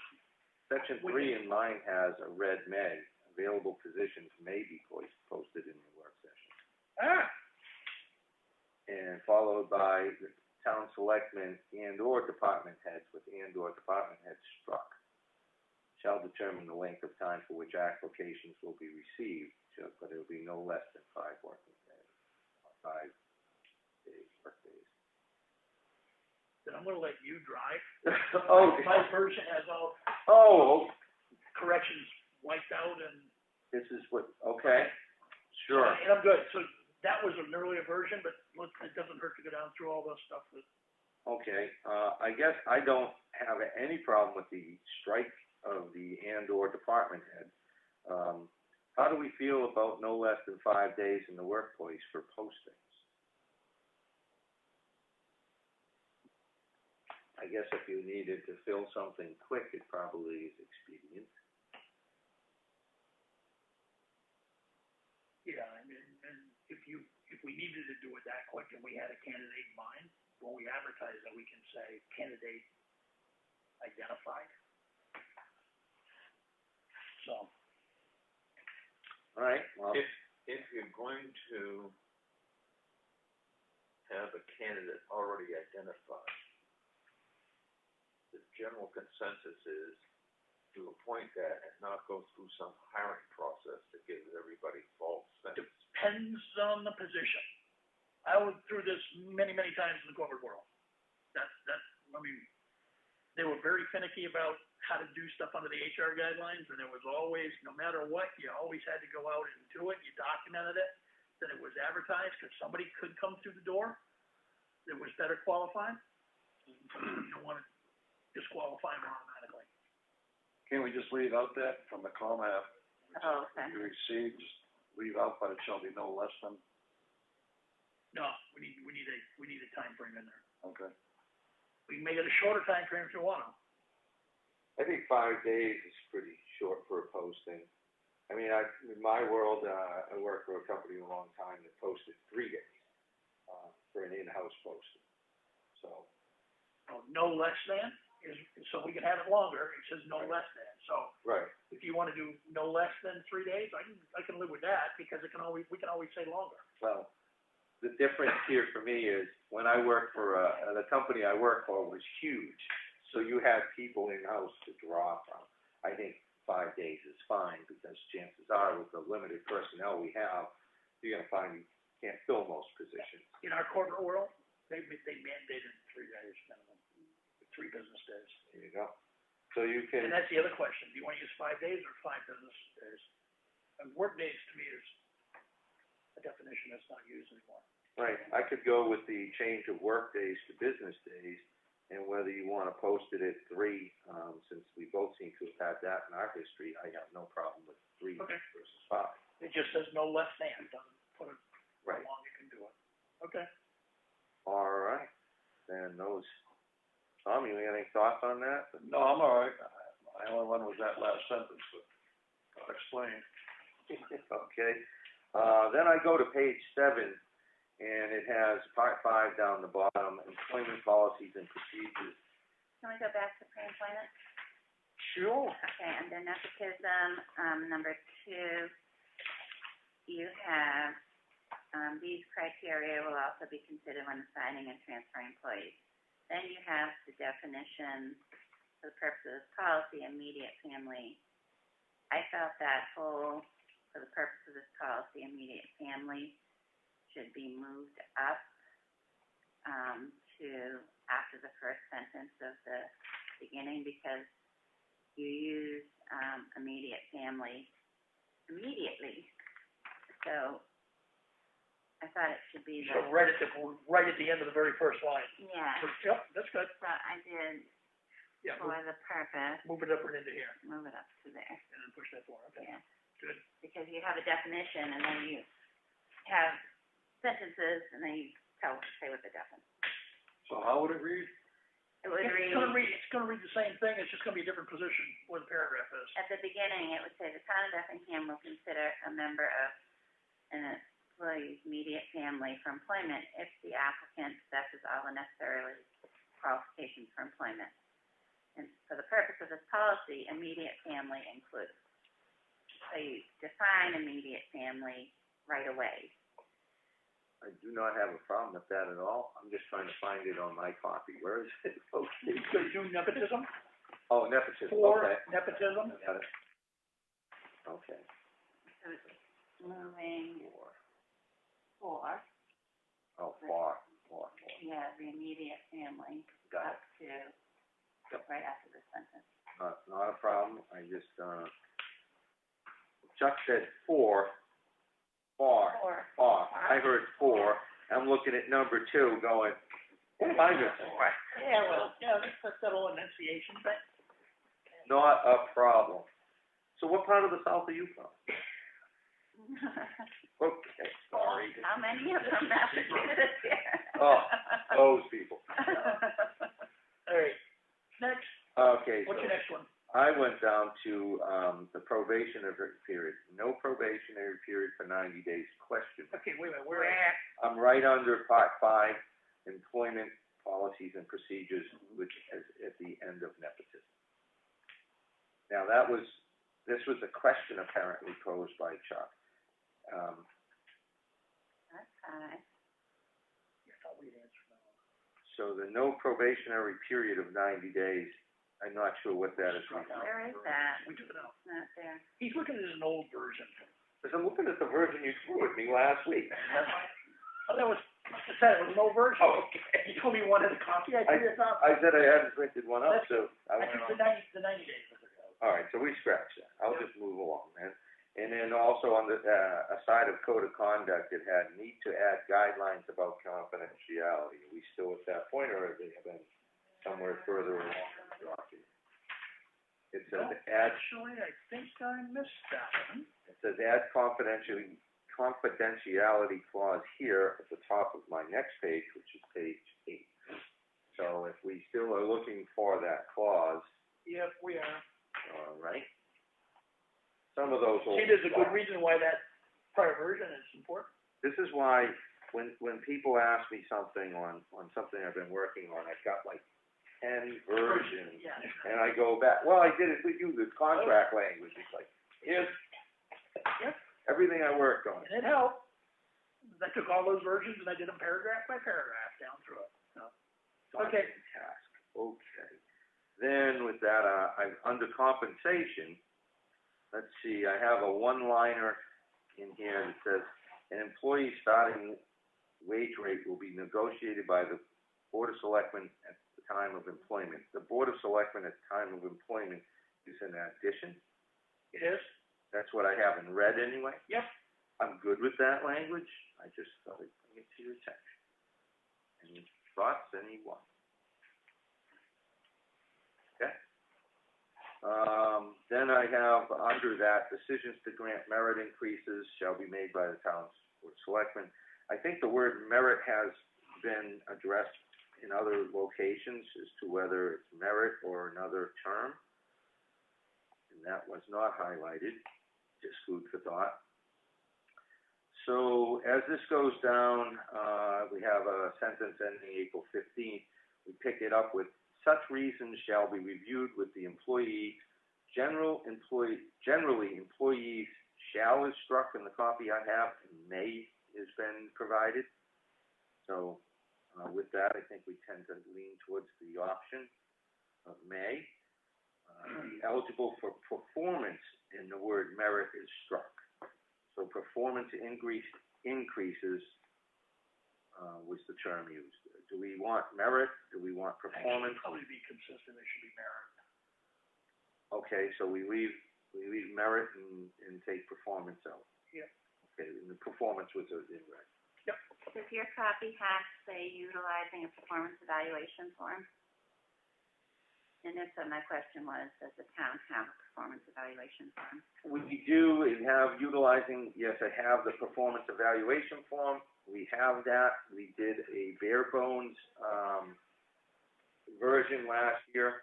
We are open to looking at that again, I believe. Improvements to the I was form. just curious, I haven't. No, we need some improvements to the form. I had pulled another document together that is just one step up of how detailed. You know, typically, if this was a department full of engineers, say, and you got 75 engineers working for you, I would probably be looking for a lot of goals, objectives, and a lot of fun stuff that's, why am I going to take you from your $75,000 position and give you my $125,000 position if I move up? What distinguishes you from others? That is not the environment we typically have here. So my thoughts in the past has been something a little more basic. And that's what we went with, which is a big step up from them never getting them as they were supposed to. Once I came on the board, this was not happening. So we can improve. Evaluations. The next one was, in this, the second line down reads, this evaluation shall directly relate to the employee's position, job, da-da-da. What I'm showing for changes here is this evaluation is intended to directly, and the word shall was struck. Does anybody have anything there?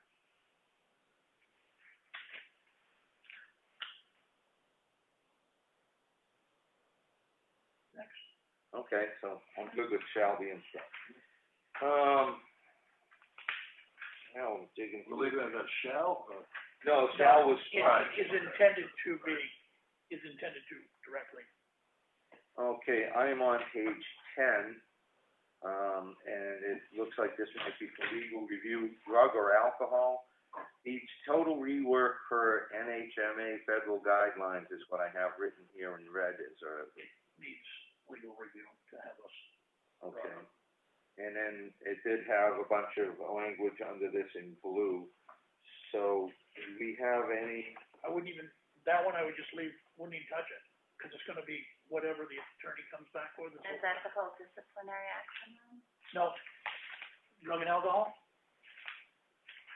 right below suspension, discharge. Okay.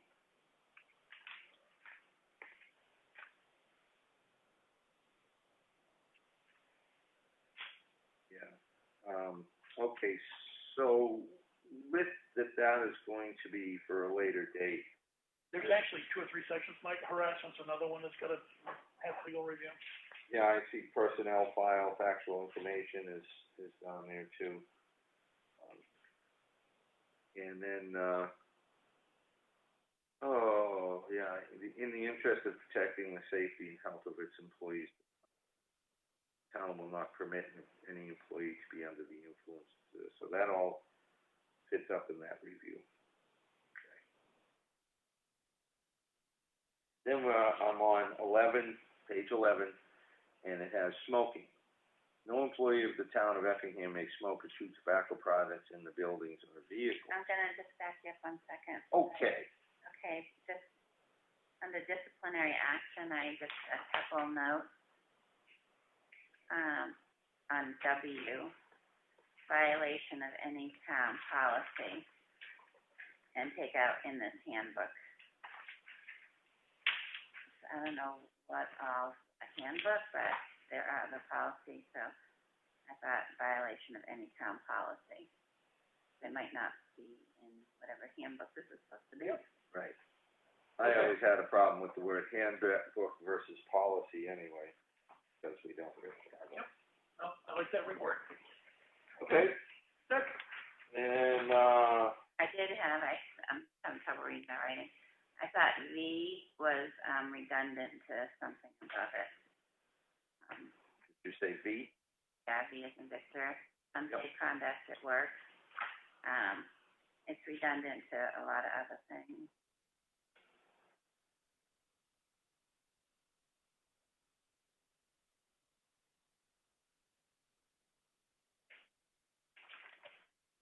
You can think about that one. Well, I'd rather cross it off the list as we go.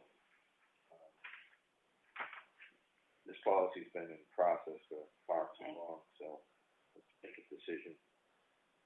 Unsafe conduct at work, including but not limited to fighting or starting a disturbance on the premises or while performing jobs, duties, and/or violating safety rules or practices, creating or contributing to unhelpful or unsafe sanitary conditions. So H says failure to comply with safety, so it's redundant to that one. And then, I think later there's a safety one also. I don't know, I just wrote that I thought that was redundant. I like components of that one, but I'm okay whipping out some of the redundant pieces.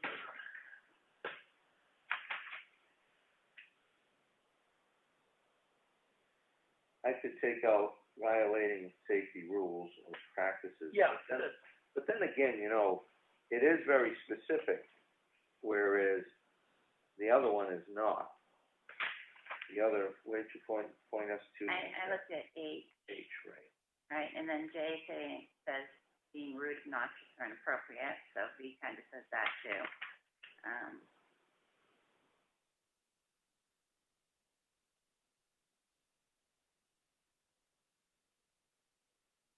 I don't know. You know, it might be somewhat redundant, but I think it also is kind of a safety net of it, that it's so specific, a bit more specific. Yeah, make it clear that you can't fight and disturb the peace. Okay. Yeah, and to that end, I think being a bit more. I'm just thinking of some of the window discussions I've observed in the past, it's like.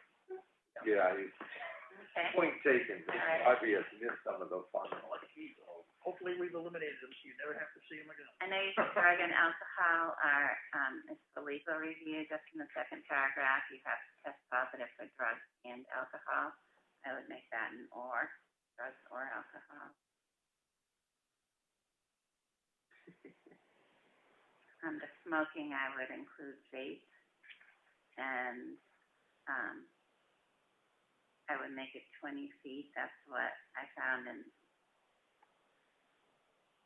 a lot of towns, or, like the state, you can't be, on the campus, on the properties at all, so I would make it at least 20 feet, because I did look up others.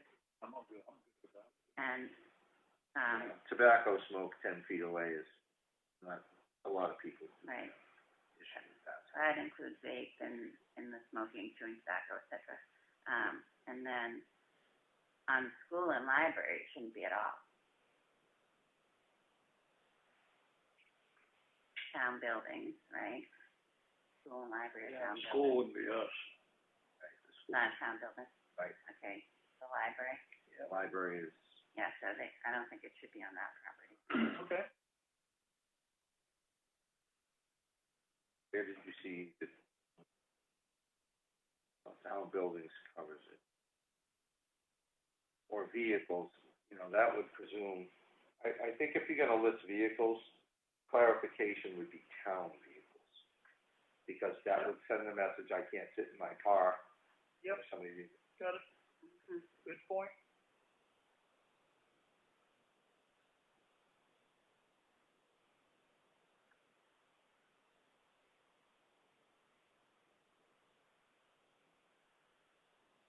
and personnel files, again, that's a review by others. What you think? A review by others. Well, I think Chuck was looking for a legal review. What I have here, what maybe not, maybe Chuck can tell me what he was thinking, Yeah, because let me just look at it again. personnel file, factual information kept confidential and secure must also retain. So we have forms that I don't think. There's certain things you can no longer physically block out. There was a change in the law. Okay. So, that's why we want this one, just to go through and make sure we.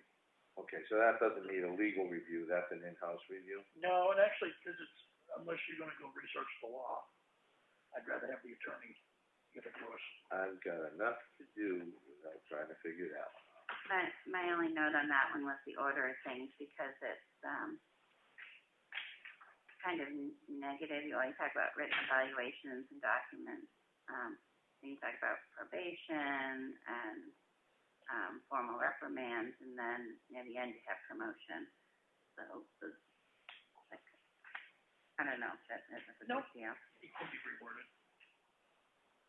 Thinking about the, Now, let's see what they come back with from a order of things. council standpoint. All right, then on page 12, have, add additional language per GCF notes, which I know who that individual is, and that is just above whistleblower, but it's probably pertaining to the above statement of the personnel file. So you, in the version you have whistleblower in there? I do. I have no employee shall be subject to intimidation, Above that, though, is the section that reads, the selectman shall have the responsibility to keep and maintain personnel file on each employee, which shall be open to inspection by the employee, his or department head, and selectman at any time. In that, you have here, Chuck, a note at the bottom, add additional language per GDF. That's what I would. Okay, I will, I'll look at that again. Okay. Wait for an update on that. Yeah, Grace used to review these kinds of things from a corporate standpoint, so that was part of her compliance job. So whistleblower, I have nothing. Town of Effingham rehire policy, have nothing. I had one thing there. Okay. About 2/3 of the way down, where the sentence starts out, however, prior to consideration of any former employee for reemployment, it begins another sentence. If, in the sole discretion of the town officials, should the town officials be Board of Selectmen? Because everywhere else is Board of Selectmen. Yep, I would agree. Instead of town officials, Board of Selectmen.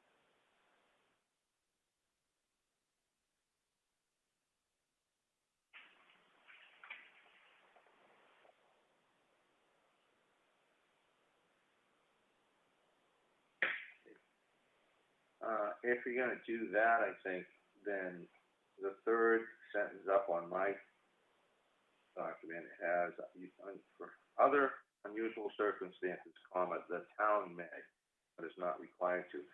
Should the word town be removed, and maybe we should start using shorthand as the BOS. So when you reference somewhere in the beginning of the document, Board of Selectmen, shoot a little BOS, parentheses, so it can be used further on. Or we could add a definition that says basically when, another definition up front, that basically said, when we're using the word town, we mean the Board of Selectmen. Either that, or you could just use the word board. Board. Once it's identified, the Board of Selectmen is the board. Do that a lot with CBA. Hold on one second. Sure. Sure I add board.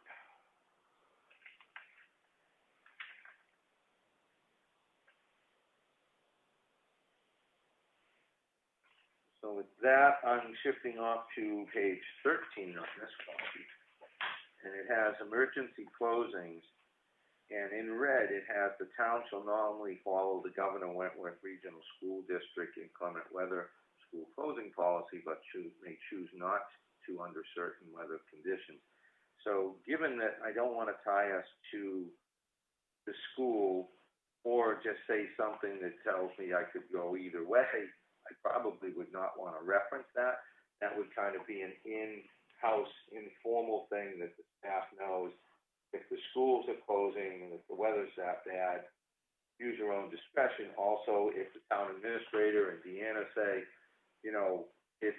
I could work today, it's not that bad, and we have things to do, just kind of leave it open-ended for the staff to kind of use some judgment. But It would also be the transfer station, and other employees.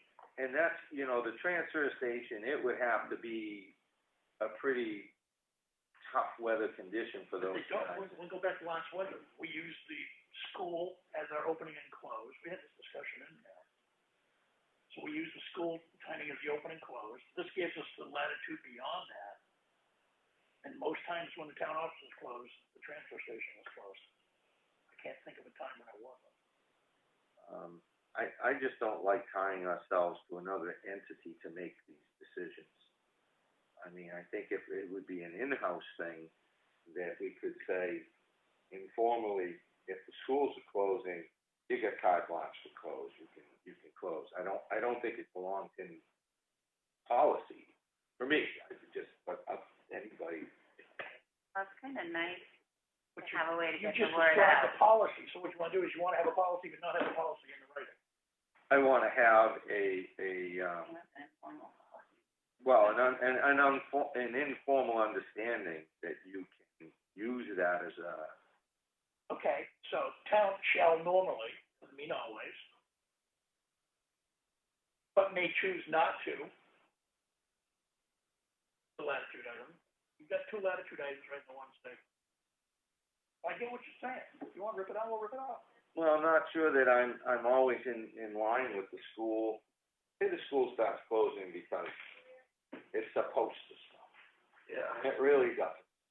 that's happened last year too. Yeah. School closed because they were speculating that there was gonna be an icy morning.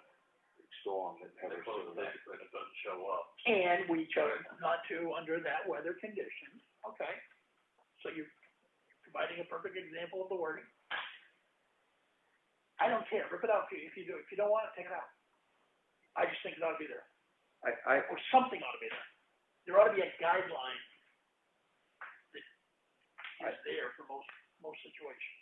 I think that it is up to us and or by extension of the Board of Selectmen, Audrey, to make the decision whether or not her office is going to be open that day. Usually you know that there's a big weather event coming, and it's probably good to make a judgment call ahead of time. Beyond that, we don't regulate Deanna's office, so she's an independent, individual instead of what her office is going to do. So I don't know. I mean, this to me ties us to the school district, and I'm uncomfortable with that. I don't want, because somebody else did something that we're mandated, or the perception of the public. It says right there we're not. I know, but if you put that in there, and people are going, they're not gonna Yeah, get all the rest of that. It's gonna be simply, if the school's closed, you're closed. I mean, people don't. Yeah, so Christine gets up, she listens to the news, and she doesn't come in because school's closed.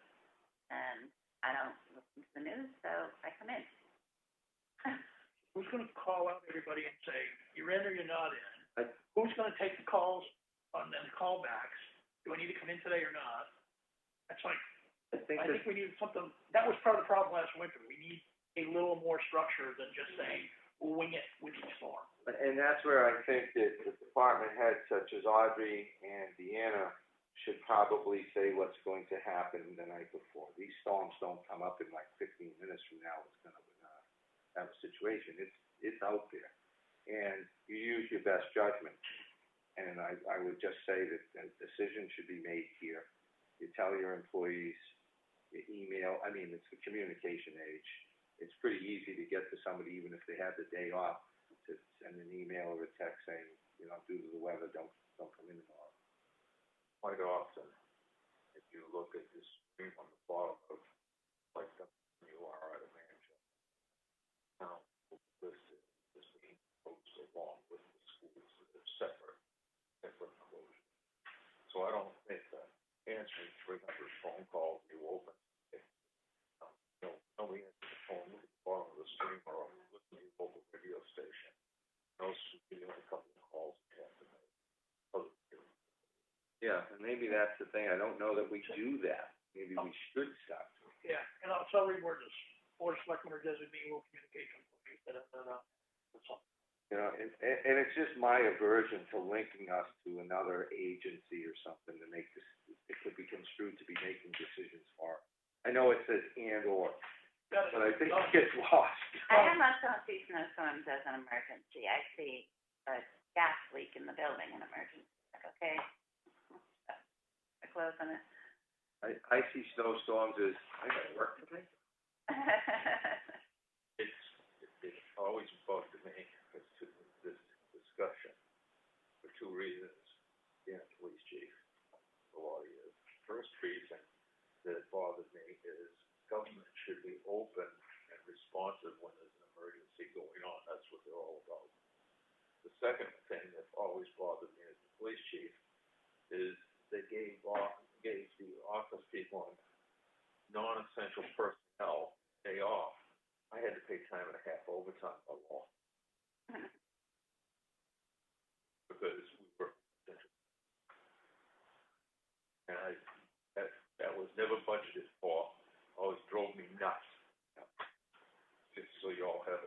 that kind of segues into the next sentence, because I assume that if you let someone go who's reported to work, say Christine here for 2 hours and would like to know we're shutting down the building, Right. we would pay her for those 2 hours, not the whole day. No, we pay for the day here. Let me see what it is.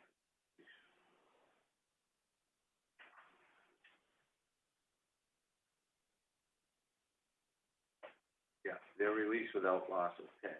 So if you reported to work and we close down during the course of business, then you get compensated for that.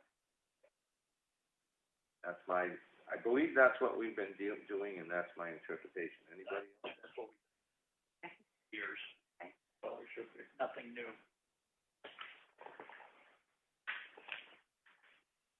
We don't have huge benefit packages here for folks, so some of these little things are something. Okay.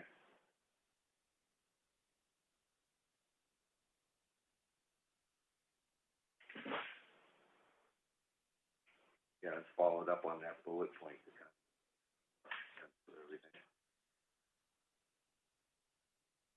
You know, you're small enough here that you probably only have 1 or 2 personnel. If you throw back in mind, it also drove the director of public works nuts because he had to pay time and a half overtime. It drove the fire chief nuts because he had to pay it. Well, that is still not applicable here yet. Okay, so then I think, Chuck, we're down to internet and email policy. Very weak beef up for, yeah, notes.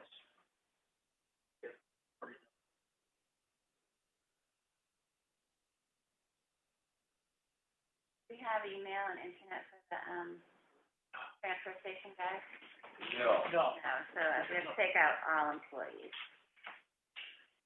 yeah,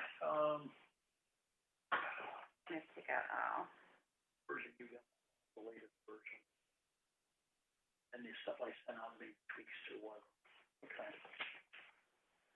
All right. Yeah, because there's additional stuff in there, like, on your page. Yeah. The blue stuff. Yeah. Those are great, those comments, you're like missing all these major items, Okay. so. Okay. And I'm not sure what Audrey has over there. I should only work about the Great. Yeah, you and I have the same way, we're missing Okay. copies of that. All right. So. But that should be Thanks, Chris. because of the, because of the legalities around that also should be part of a legal review. So in your copy, Chuck, the third line down, it says company resources, it should be town resources, not company.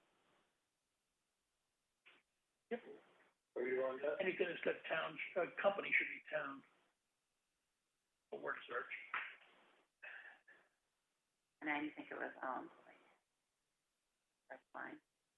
Connection to all employees, not all employees. Yep.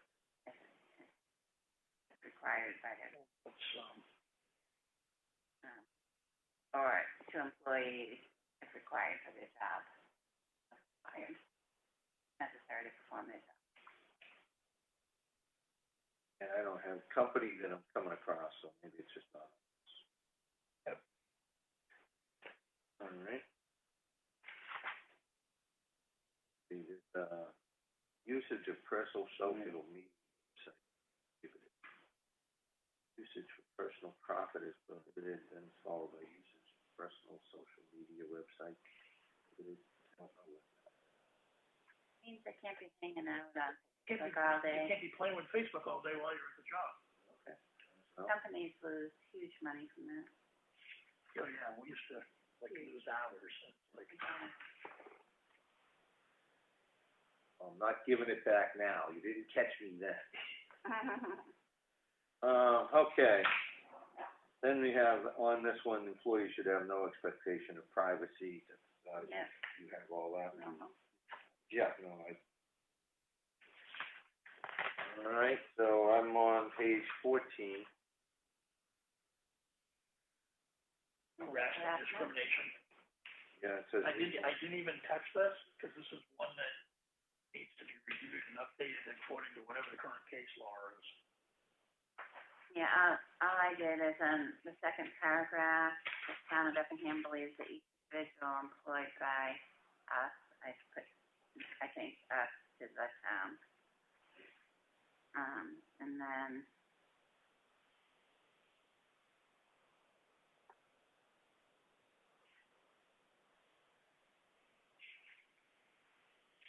to achieve the town's goal.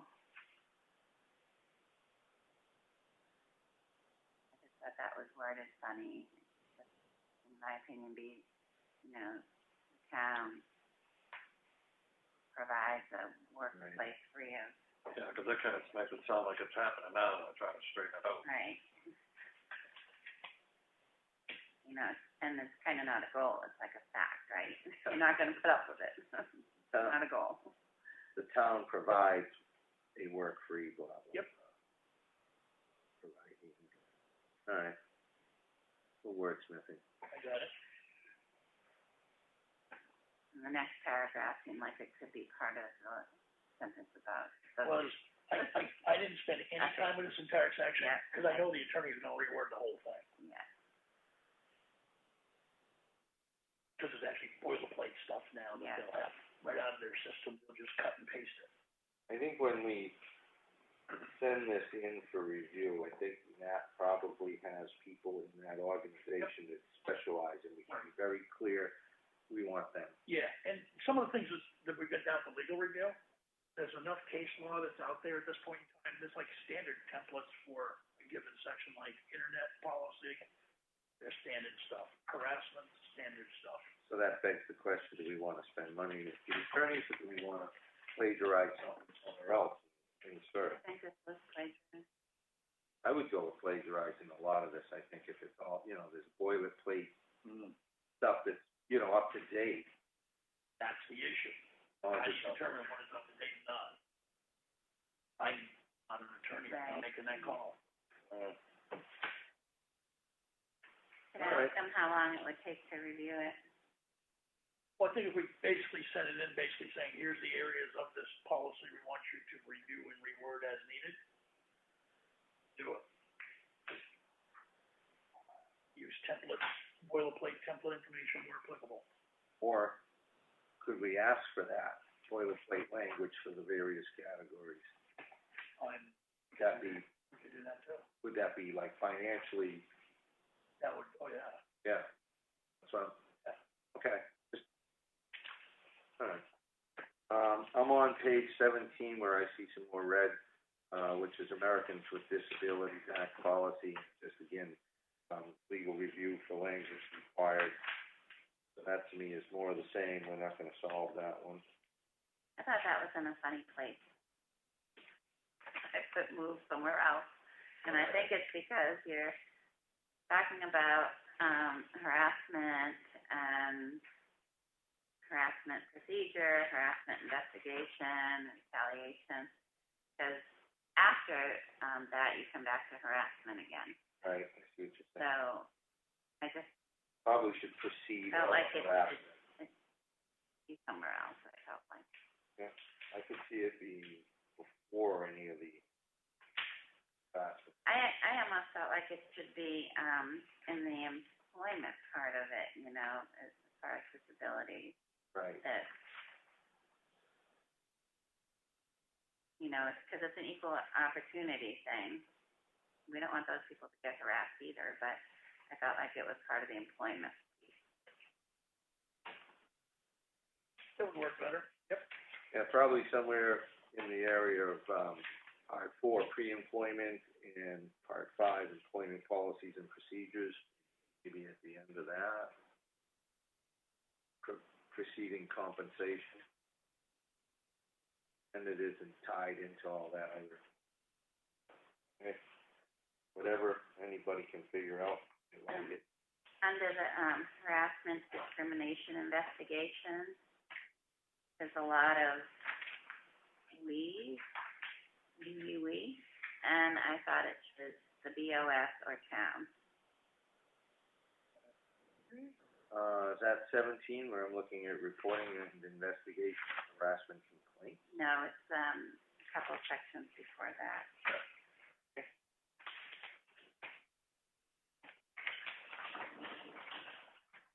Harassment, discrimination, investigation, page 16, I'm seeing the we.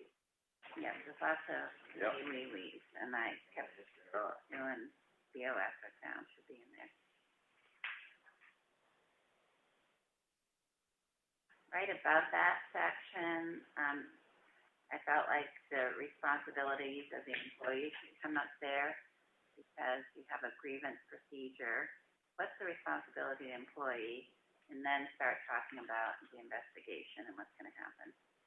So I recommended putting the responsibility of the employee for the process. Because you want them to know they need to. Yep. So you're putting that above part 6, anti-harassment, non-discrimination policy, or? Just above the harassment, discrimination investigation. Okay. Okay, there's a grievance procedure. Right. What's the responsibility of the employee? And then how's it going to be investigated?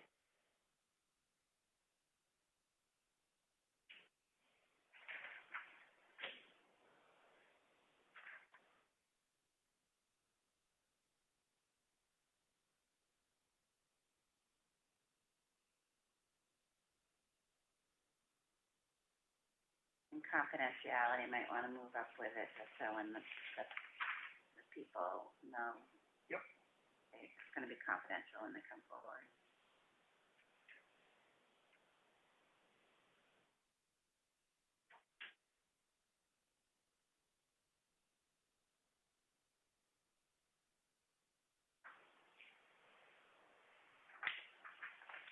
Under reporting and investigation of harassment complaints against an employee, the third line down, talking about the group, the selectmen, the BOS, it's their discretion, not his discretion. Selectmen.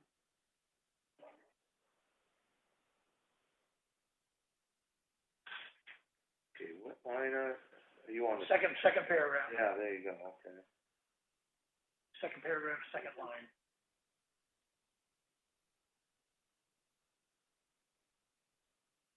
Change it there.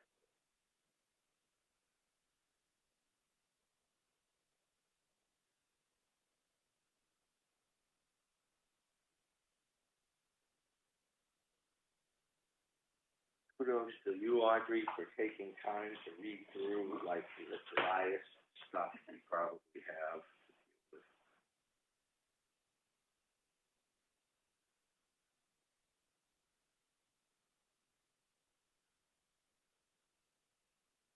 Under that same part, the 1, 2, 3, 4, 6, paragraph, last sentence, a written record of disciplinary action taken shall be kept in the personnel file. Where's it going to be kept?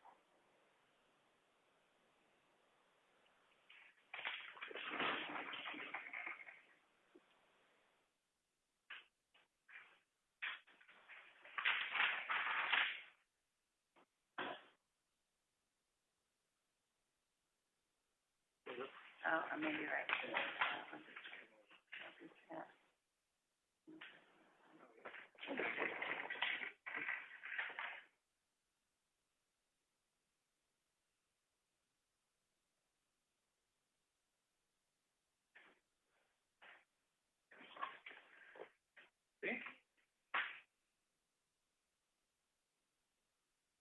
So, I'm looking now at something, harassment committed by non-employees. The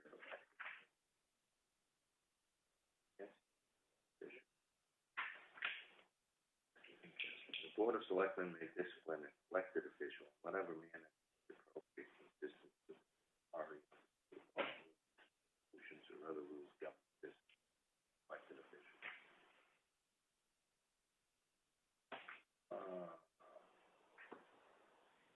that's interesting because I think it would probably be all that last stuff. That's why this whole section needs to go to the attorneys. Yeah, that one. Yeah, I know we're spending time going over this. It's gonna come back totally worded different than what this is, so I'm not sure spending the time reviewing this is gonna help us at this point, because it's gonna be totally different words.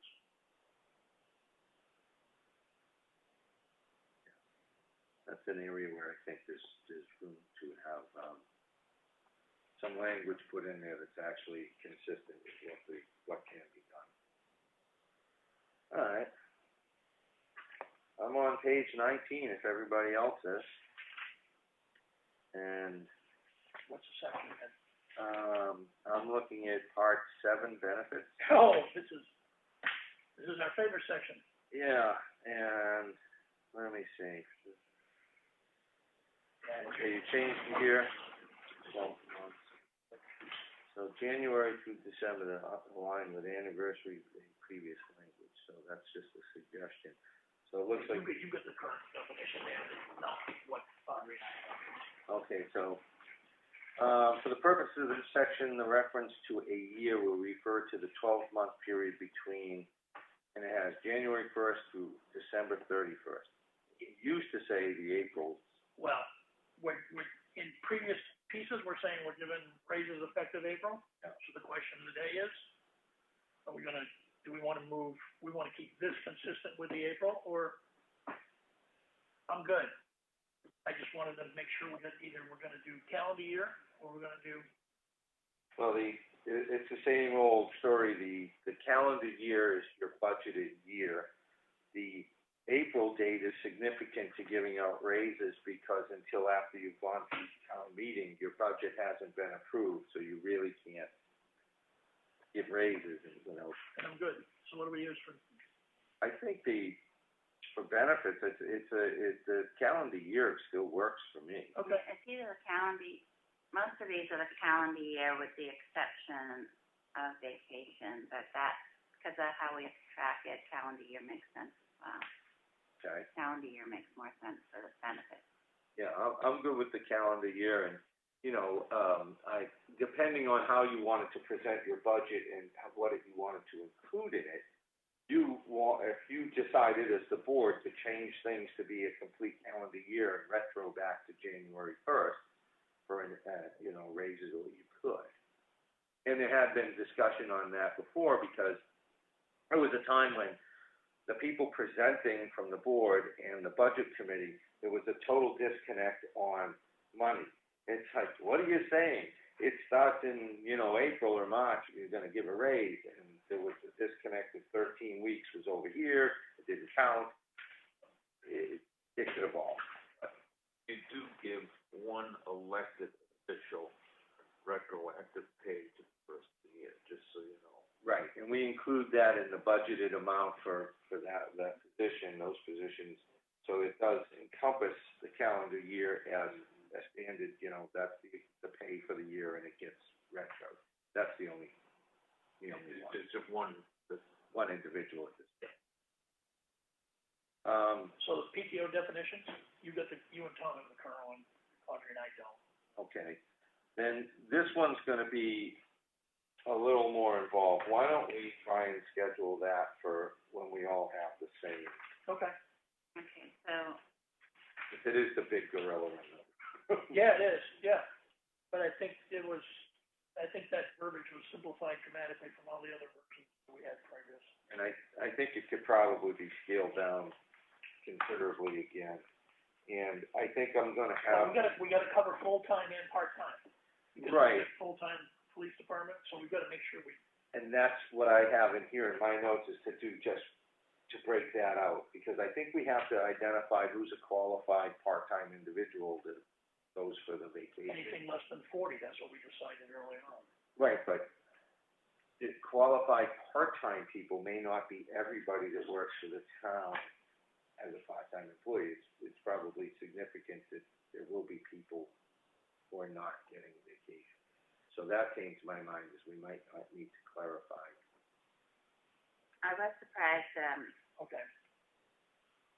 at Norman Doe still think they have really great benefits, and we prorate them based on the number, but people under 24 don't get, Right. anything. And that is to my point. I think there's a cutoff point that we need to identify as who's an eligible part-time employee for vacation. And that's exactly where I'm going with that. That's a whole new definition to be added into that. Yeah, and it came to me that it could be an issue. Yep. I know it would be. Yeah, no, that's good. And then the other thing I'll stay with is for the full-time people, identifying benchmarks just when your anniversary date kicks in another week's vacation.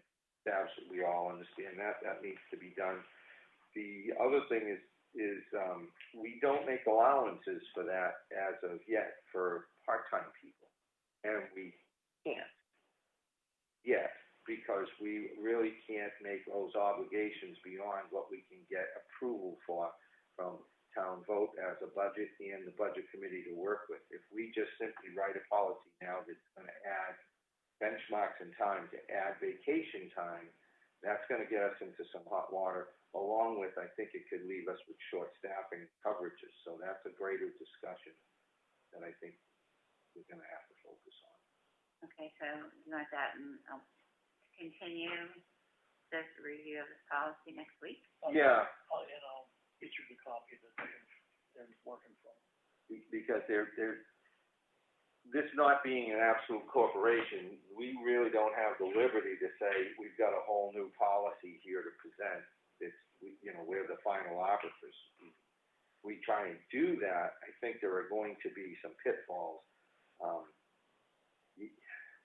Our mouths can make, and our pens can make commitments that financially we may not be able to live up to, so we've got to be very careful, as well as staffing shortfalls. If we don't think this through, we might find out that we can't conduct certain businesses, because people are a vacation time thing, and people are getting to use their vacation time because nobody's staffing it. There's some thought to go into how we want to approach this, and if we want to add benefits, I think we need to be very upfront with that, with where we're going, and that has to be presented to the budget committee and others, so that when we go to a town meeting and we're budgeting for it, that we know what we need to budget for. So I think there's a big discussion in there, and it's not to say that I'm opposed to anything. I just don't think we should be the ones to just make a decision without involving all the relevant people and thinking it through. Who are the additional parties in there? The town body, the town legislative body in a So they row. gotta vote to approve? Not to approve this, but the money to fund it, as far as we gotta go to the budget committee. Well, I disagree with you, because you have their annual salaries and their vacation It's time. only gonna be part of their annual salary, it's not Yeah. an increase in salary. You're not changing anything that you're We asking may have to for. increase staffing to cover for, if we have people that are not here because we have X amount of vacation time, how do you staff the office? That's the first concern I have. Secondly, you're not increasing their salaries per se to pay them to be out, but if you need to pay somebody else to be in to compensate that, or it has an overtime effect. Chuck's gonna be out, but I can cover Chuck's job, it's just gonna run into overtime. I'm a little concerned about those kind of things, and I'm not saying I'm against it. I'm saying there's a discussion here to make sure that we're fully appreciating. Both sides of the office. Yeah, if we make a decision here, we've got to appreciate the effect. Short staff the transfer station.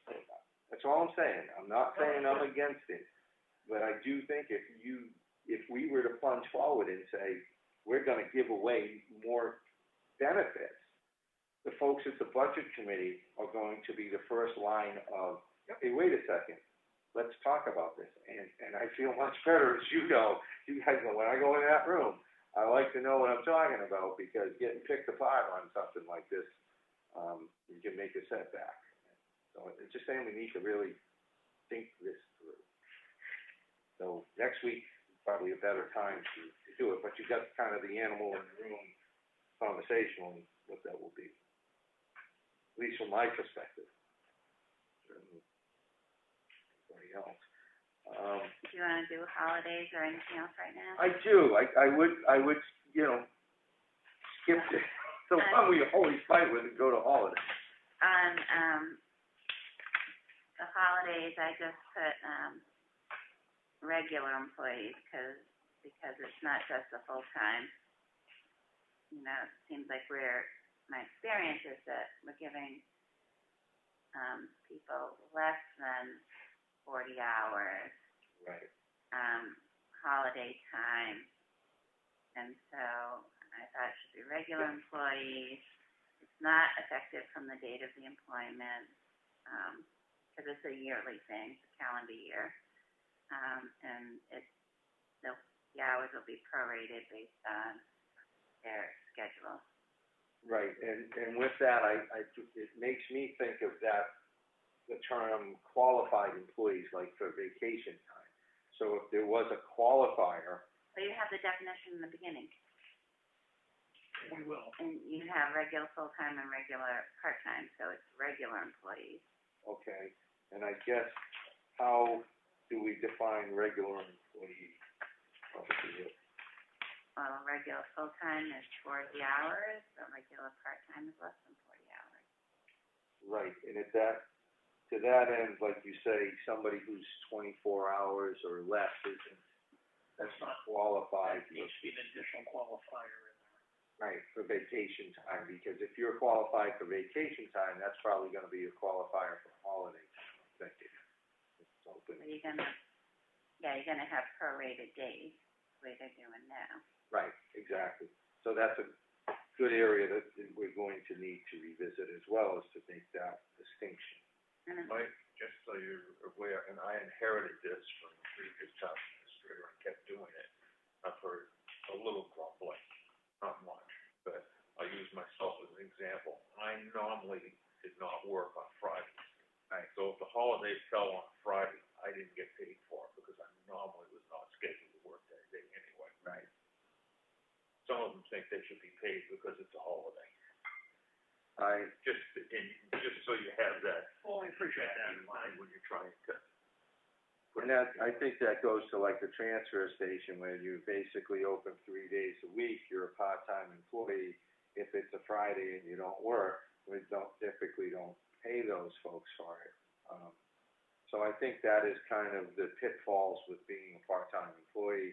A lot of places I don't think get some of these benefits, so where do you draw the line? No, it's a good point. I just wanted to let you know what I inherited it, even though it doesn't say it in the policy that we presently have, but because it was past practice, I continued it because it was kind of policy set by past practice. And then it becomes a budgeting thing as well to read. So, yeah, to my way of thinking, I can appreciate that, but I also understand that you don't get a full vote of everything if you're not a full employee 40 hours. So I'm open to the conversation anybody has on that.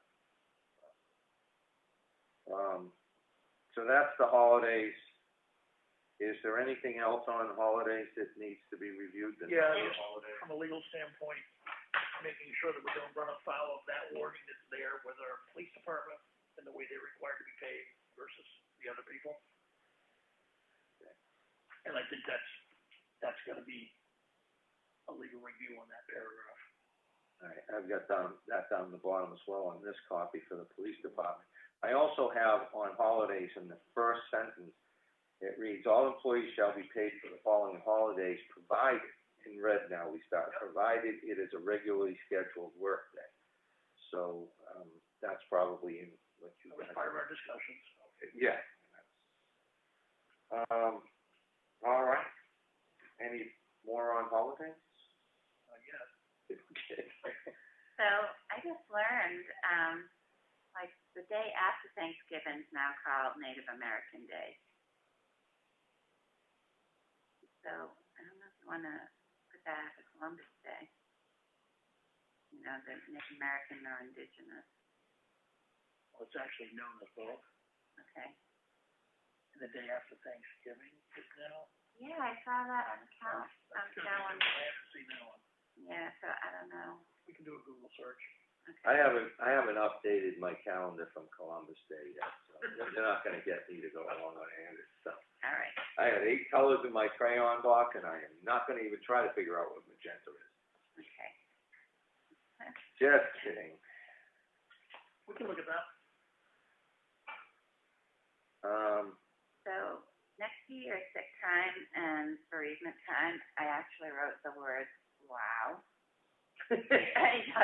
Oh my gosh, you really give people this much? And let them carry it over and stuff like that? Well, let's see, what are we doing? Because we cut down the sick times for the full-time employees, because what was written there before was you could accumulate 90 days worth, and when you left, you could get paid for half of that. That caused a little ripple in the budget in 2018. So that was an issue. In 2019 also. Was it 19, 18, one of those? I'm talking about the police chief's retirement. Is that what you're talking about? Well, that one we had the budget for, I think, because he left early enough. It was Sergeant Sacco when he left. That cost him. It's a bigger issue. Anyway,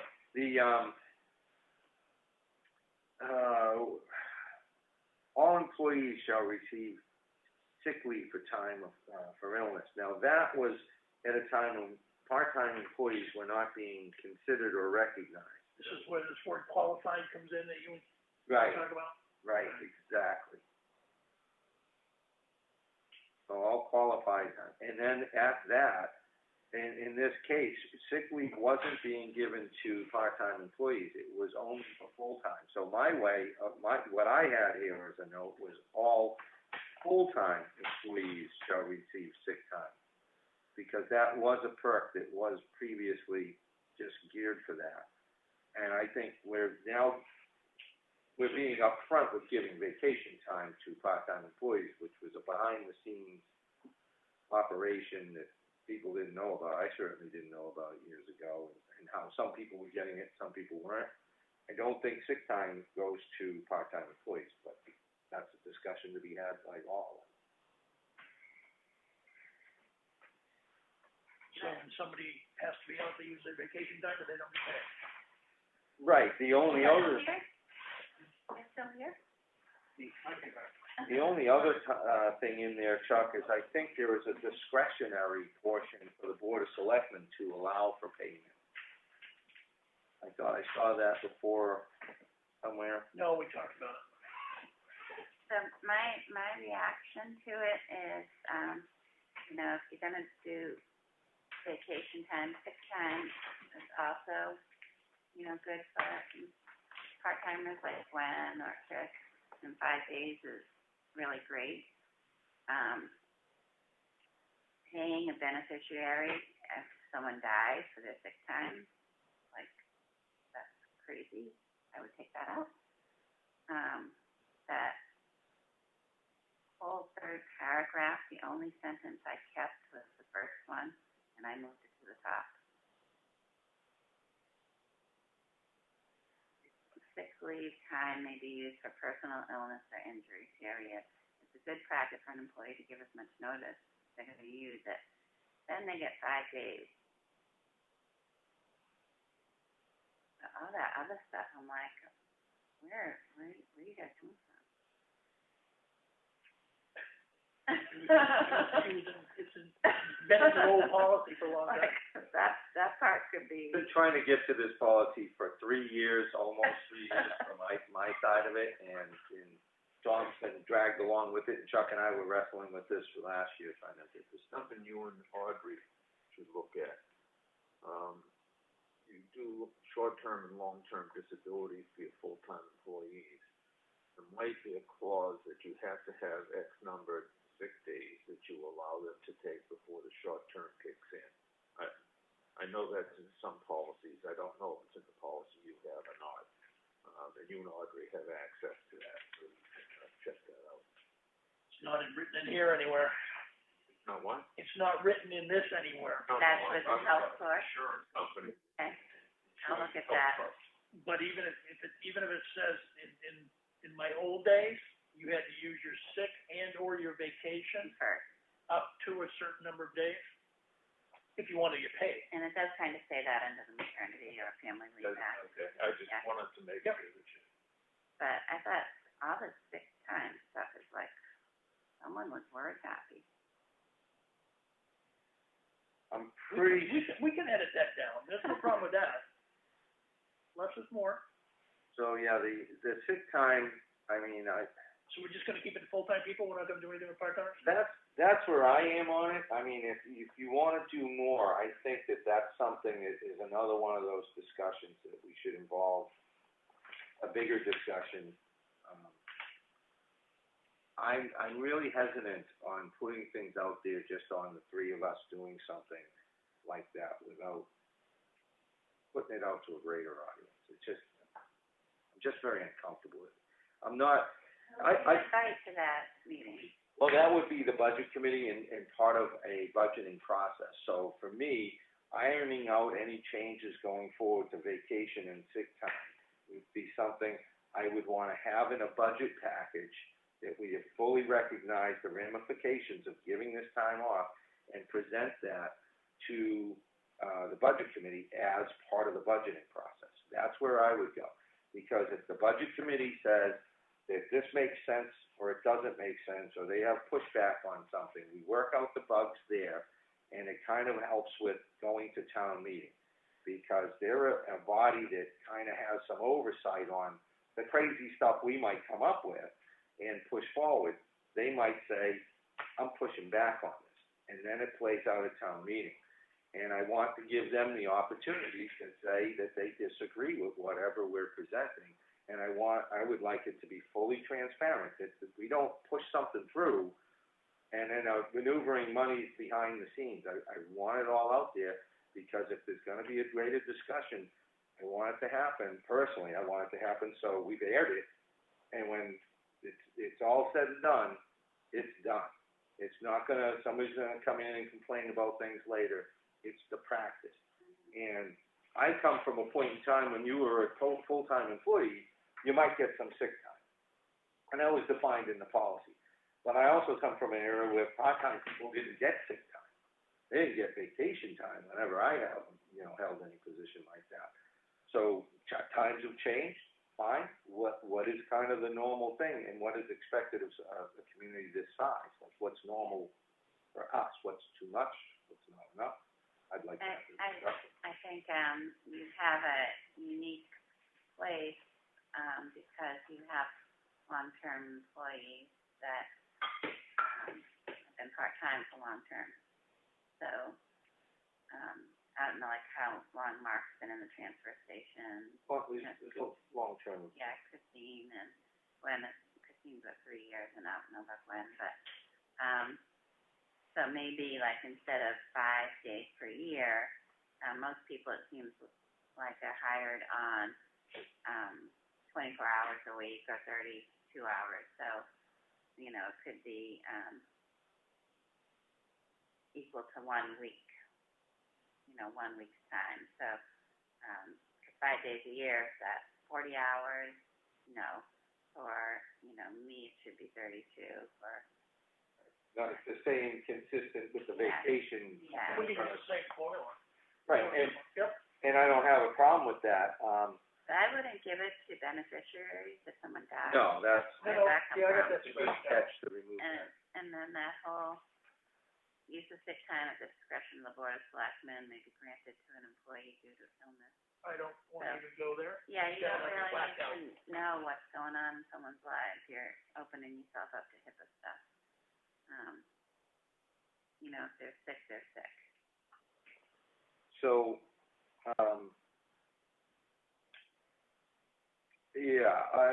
I look at the idea of the sick time issue and scaling it the way you said is not something I'm adverse to. Again, I just think it's something that takes a bigger discussion, because here we don't pay tons of money. We're not part of the retirement system.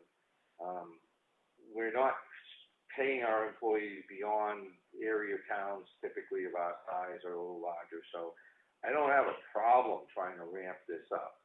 My thing is just the inclusionary of others, because this isn't a company that we run. This is a town. Everybody gets the kind of way in. So I'm all for putting it forward. So we just have to have a concise plan to present. And is this year the year we present, or is it next year? Why does it, I don't get your concern with having to present, and I think and I think that there's one area that I'm picking up from Mike. If it's a case where we have two-person office, one person out for an entire week on vacation, is there sufficient staffing for that week to cover the workload? if it's managed correctly, yes.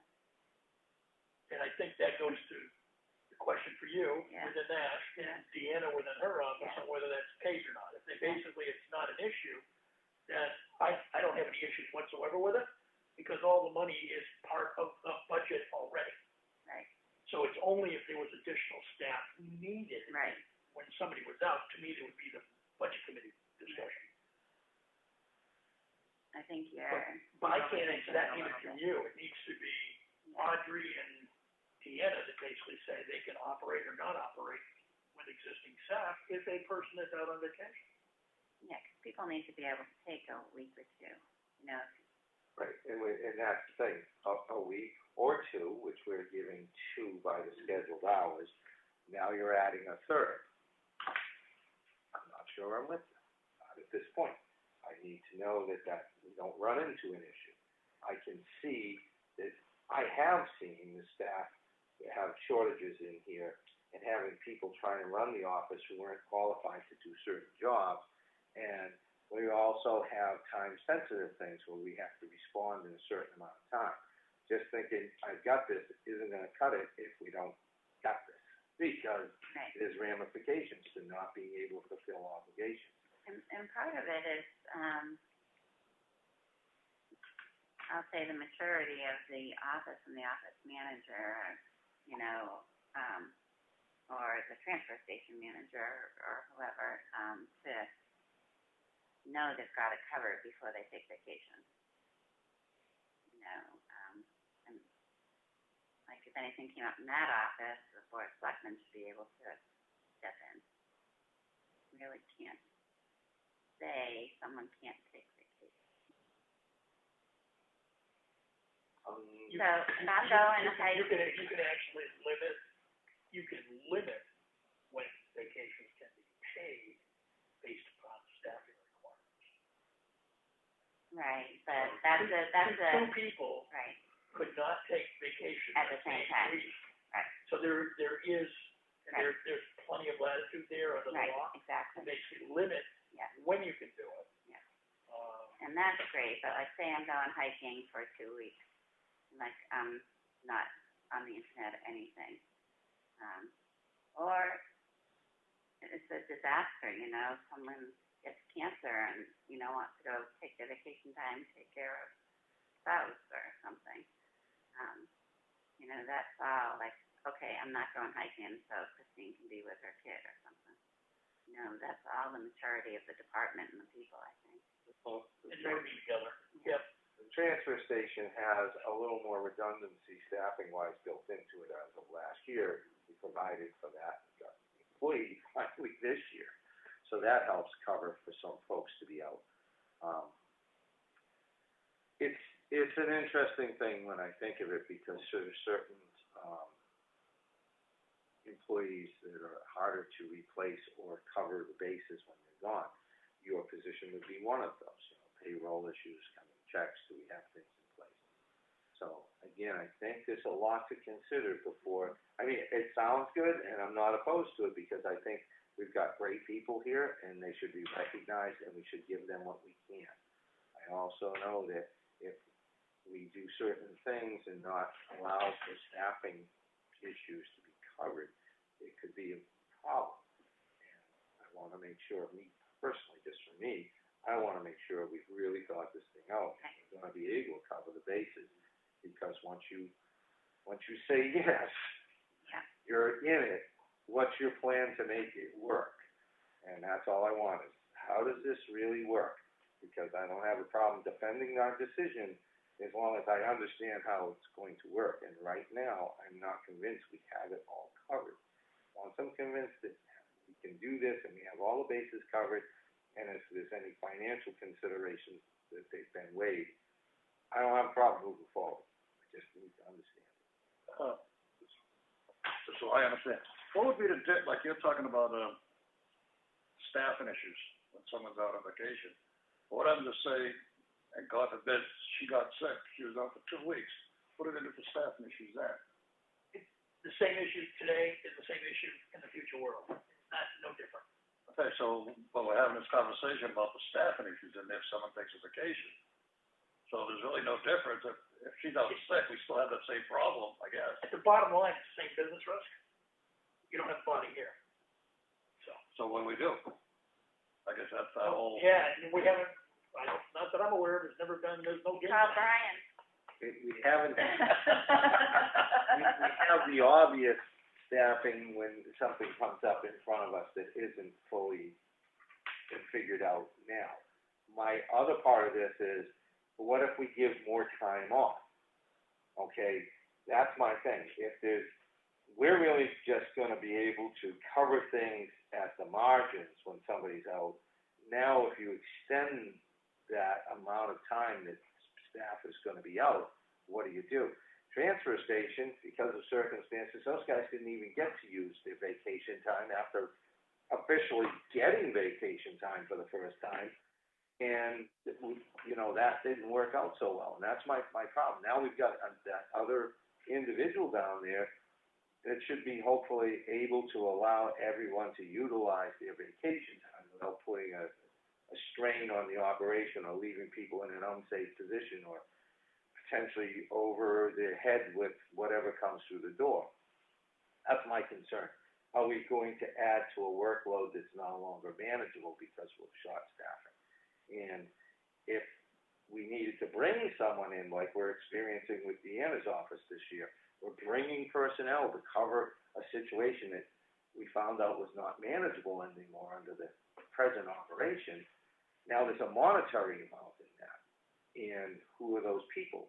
So if we find ourselves in a situation, we need to know how to deal with it. And I would agree that at this point that we're not covering budgetary-wise to, if there was somebody out and they were getting paid to be out, and we needed to have somebody come in for 3 weeks. Hey, Brian, what are you doing? I'm busy. and then you've got to pay somebody else to come in and cover for 3 weeks. We don't have that money. So there's a lot of that conversation, and I just really don't think we've ironed out completely, and that's my hesitation to say, oh, great, give more benefits. I really think that there's a little more to it than that. If I can put 2 cents worth in, maybe get a penny's change. I kind of agree with Mike. Even if it doesn't affect the budget, if it looks like it might affect the budget, you ought to bring the budget committee in on the discussion.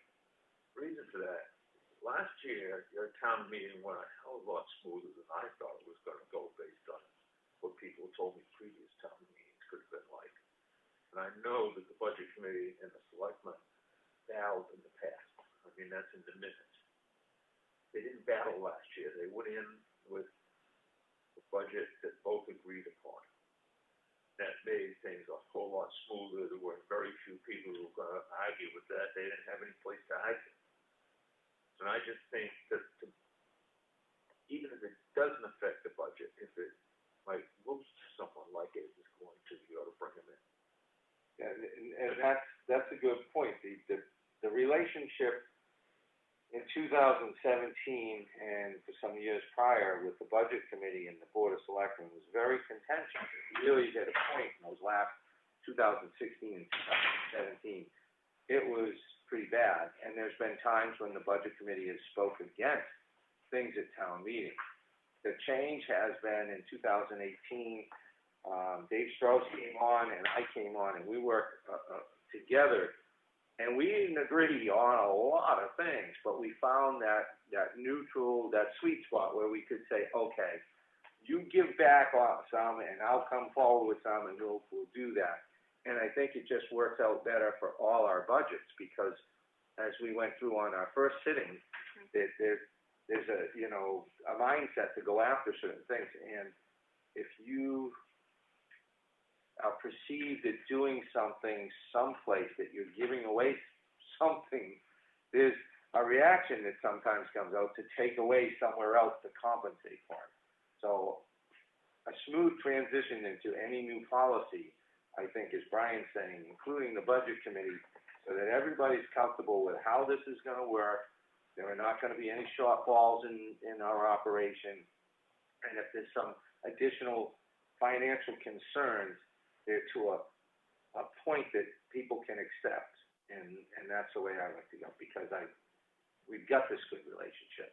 And by cutting them out, you risk having that deteriorate some. And that's one of my fears. I think if the budget committee members sat and listened to this conversation, it would be beneficial to them, because it would give them an idea that maybe we can't be quite as nickel and diming everything as we do, because there are other things that happen that nobody can consider was going to happen when they put this budget together. At least it would make them think about those processes. And we're also giving the idea that really you're not trying to snow them with something, you're really being upfront with it. I just think it would make for a better relationship all around. And I think that's a real doable item, as long as we're covering all our bases when the questions come up. Our questions are there, because the budget committee, as it stands in the last few years, is pretty receptive to the people that we have employed in the town. There's a great appreciation at the budget committee for the people that are here, the quality of people, and the dedication that the employees of the town have shown. So, Should we invite Dave, next, sure, we could certainly do work that. session next Tuesday? I think that's a smart idea. Invite him to the discussion to see if there's anything he recognizes that could be problematic. And then, you know, I guess then we're going to have to determine if there's a financial impact in any of this at some point. Well, I think that's a key question for Deanna, in the event. Right. Yeah. And certainly, and I mean, obviously, Audrey, you're new and haven't gone through the time it takes maybe for the town meeting or some other functions that come up, you know, periodically through the year that might take your time, that you might say, I don't have time for somebody else in his office to take vacation time right now, because I can't do your job while I'm trying to do mine. So, but all of that. Anyway, I think if we're good, we're trying to move forward until next week on this and kind of reconvene with the thoughts. Everybody is. I'll take your copy and my copy, Okay. and then once I get it done, I will run it by Audrey, Okay. and then we'll have it ready for next week's discussion. All right. So that's a lot of the sick and absent times up there. What I'll do is I'll pull the whole vacation, holiday, sick, injury, bereavement. I'll literally pull that out as separate pages, Yeah. so we can just deal with that as a separate item, and then we can slide it back in later. You changed bereavement from 3 to 5. I was surprised by that. It's, Chuck did that. yeah. Yeah, I've got that in my notes. There's no way that 3 days works. So where I came from, they give 2, and if you need more, you use your vacation time. And it depends, you know, the transfer station people they only work 3 days a week, so you're gonna give them 5. So, How many times do people die where we need to give the benefit? If it happens, is it going to put us in a financial hole? I'd rather have 5 days for sick. The person who gets cancer and has to freak out the first week. I think there's a discussion to be carried on when we begin on this one too. Yeah. Okay. Probably not going to align well on all of it. I would say the line above bereavement time, that one kind of makes me go, what? That's actually pretty common. Really? I never had that, upon approval by. And I've never seen it before, but I left it. See, if someone, like she said, someone gets cancer, they only have so much sick time, but they're gonna be in a hospital, they fellow employees say, listen, I got 5 days off, right? Yep, it is. Okay. We take it out. I've heard it, I've never seen it though. I've never seen it either, and I mean, well, outside of this document, but. Again, that does not have a material effect on the budget, No, because it's already money that was budgeted. it's odd, and I don't know. Okay. All right, so we're gonna take everything from above military leave all the way through the vacation, time. Pull it out. Move it out. Yep. Come back at it. Let's gonna stay at the 5? No, that's for discussion. Yeah, that's all. That's next week's battle. So now military leave, jury duty leave, I didn't reread this, Those are pretty standard. okay? Maternity leave, it's just, the thing I caught down there, my personal note was maternity leave, all female employees, which I think the world has changed a little, so we might wanna review maternity leave. Unless anybody else is gonna tell me, no, they're crazy. All, qualified employers?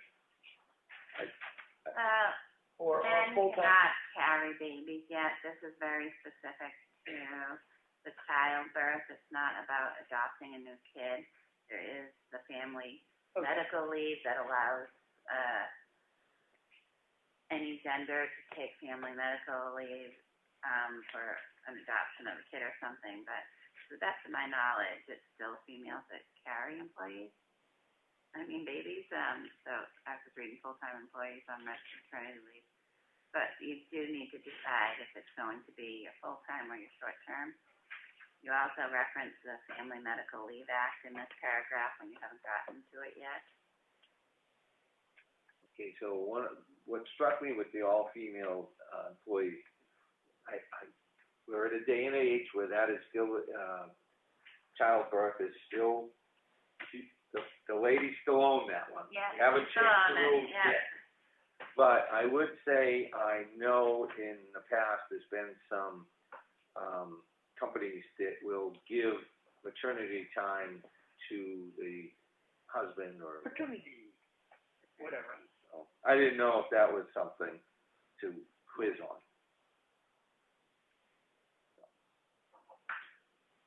But the FMLA that you referenced a couple times in there, you haven't mentioned it yet, so it's putting. Yeah, and quite frankly, it doesn't apply to us anyway because of the number of people we have. Right, it's too small. I think it's 50 employees. Oh, really? Yeah. I think it's a 50 employee or more. Well, it says out here, the maternity leave too, it says the maternity leave begins with employees medically determined to be disabled. Right? So my whole point with just pointing this out is it might need a review by, what's the current status of, are we capturing this correctly? Yep. That's all I'm asking. Because I don't have an answer. You want me to, grab a copy of it? Yes. Okay.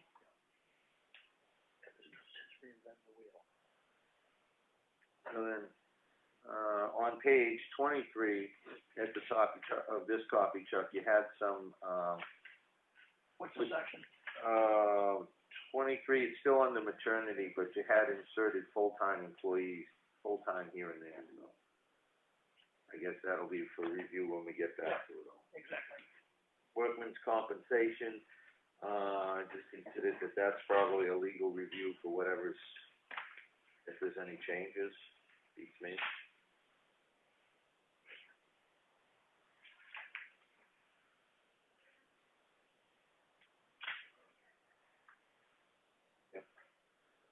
And under the insurance, I tried to add a 90% premium payment. Right. And then there should probably be, and I don't know, I have some notes here that, employee with a negotiated agreement. So, I guess anything can be negotiated by contract or as an agreement of employment. And I didn't know if we needed to look at that. I think we talked about contract agreements and start with the definitions. No. And we basically said they fall outside of. But then, you know, when we hire somebody, in the past, the police chief didn't have a contract. Maybe you hire somebody in because of their experience and say, we're giving you additional vacation time or any agreement, like we might have had a specific agreement with Audrey because it's a part-time position and we're giving medical benefits. So I didn't know if there was something in here that should we be capturing something, did we leave something Under out? contractual relationships or something. Yeah, exactly. Yep, got it. So it was just a thought, you know. Nope, that's good. If anything.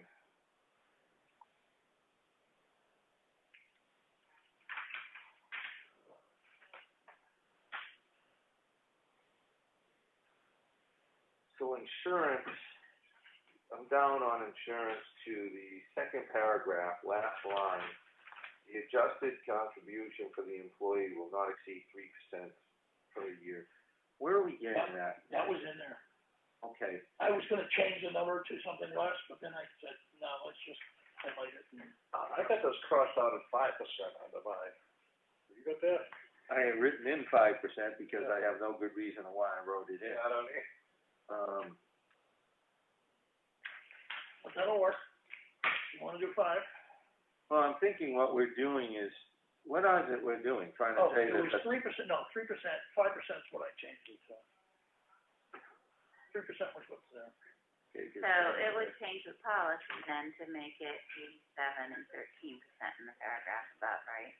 And that's what I wanted to clarify. We were doing is essentially looking to say we could adjust the 90% contribution rate. Right, does that mean that a new employee would get the 90 and 10, but then other employees might be getting? Well, what I Any full-time employee gets 90 and 10, unless we change Then it. why are you changing it? well, we're not, but I think that's what the language is saying. You could adjust the existing employees 90-10 to a percentage up, you know, by 3 or 5% adjustment. You could increase the employee from 10 to 13 or 10 to 15. Which, Then it makes the 90 and 10 not. But that's true, but at the point you do that, then it's like, are we doing it for everybody, are we doing it for everybody new, are we doing it for grandfather? I think my experience on writing procedures and things is Yep. keep it vague, so. Well, there's no definition that the employees are paying anything in the current policy. Mhm. That's why I kind of put 90 in there, but, You don't have any employees here on the old policy. for the day may come. Everybody, Ian's leaving. He and. yeah, I understand, but everybody's at 90%. So the old language I had that was grandfather language, I ripped out, because when Claudia was here and Tim Butts was here, we actually had, if you're before this date, you're covered 100, if you're after this date, you're covered 90.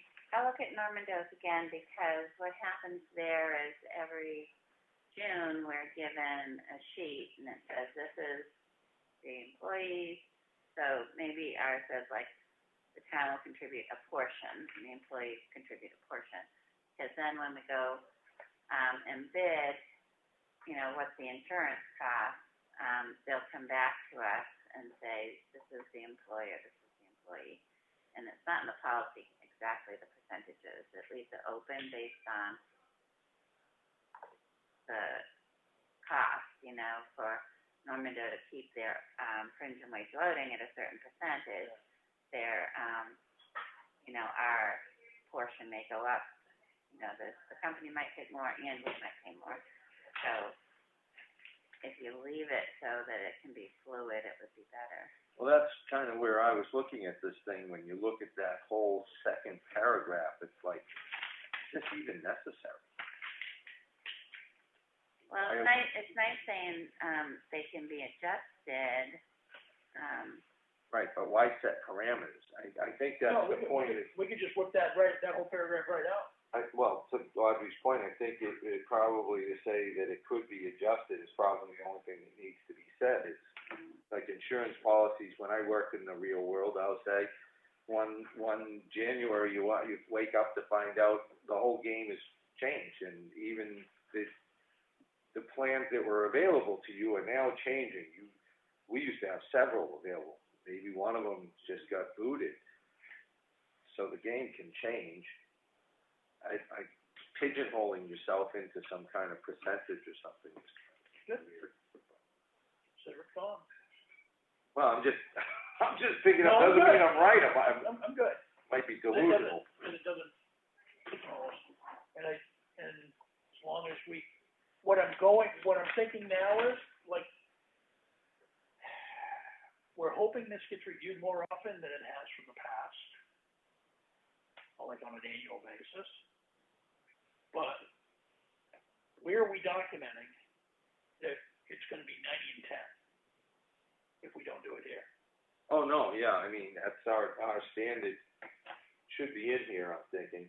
And if that policy or those numbers change, then this should be ratified to the. Right, okay. That's Good. I think.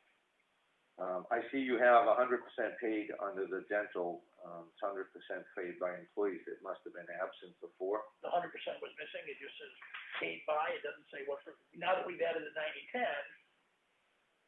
dental's still 100% paid for, we don't pay 90-10 on dental. Right, I think that's a good thing.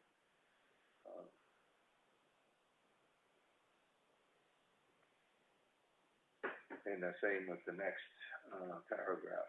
Yeah, the next paragraph actually is, because we've got whoever qualifies for health insurance is required to have the either 18 or 36-month extension of the existing policy, but they pay the premiums, and the employer can add a 2% administrative charge for processing all the paperwork, because it still has to come through here.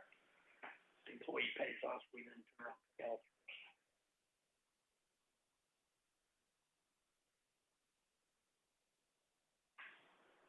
Anything there, Audrey?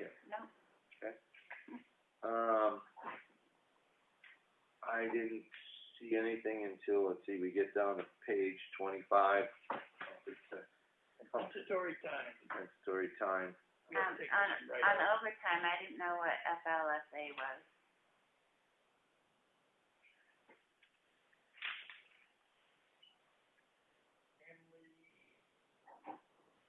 No, no. I didn't know what that was.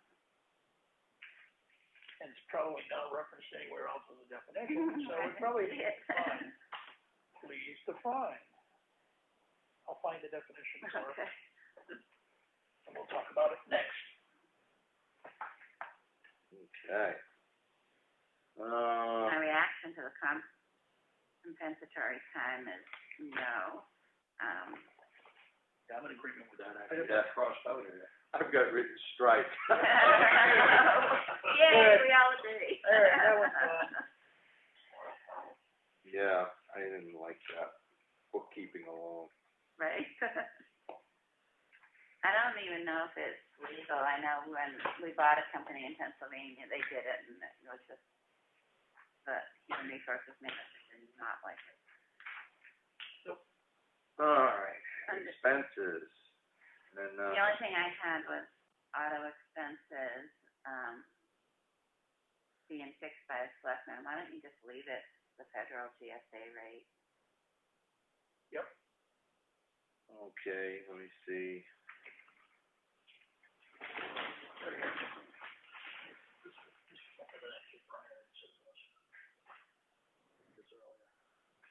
Yeah. Fixed by the second adjusted is necessary. We can just take the fixed by the selectmen, we can just put. Use the federal rate. We can shorten that out. So basically, the mileage is whatever the GSA rate is. Right. We'll just take out some of the extra sentences and update it.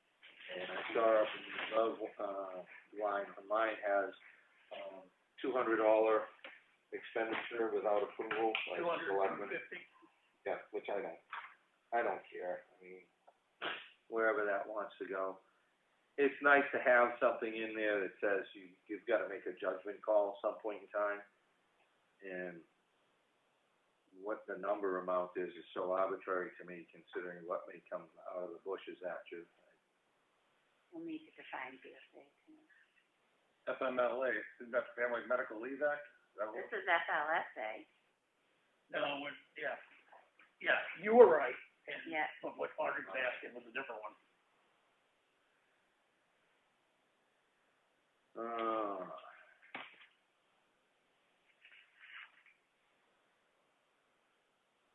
I don't know, apply for that next one, Unpaid Leave Act. Unpaid leave, taking some time. Okay.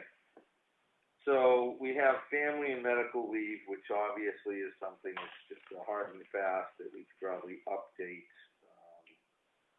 with whatever is out there. And that covers a lot of that. Newborn, adopted, fostered. That doesn't apply to us anyway, because we don't have 50 employees.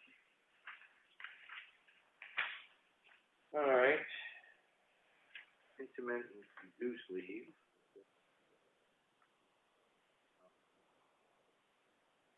Use of paid accrued leave benefits. On page 28.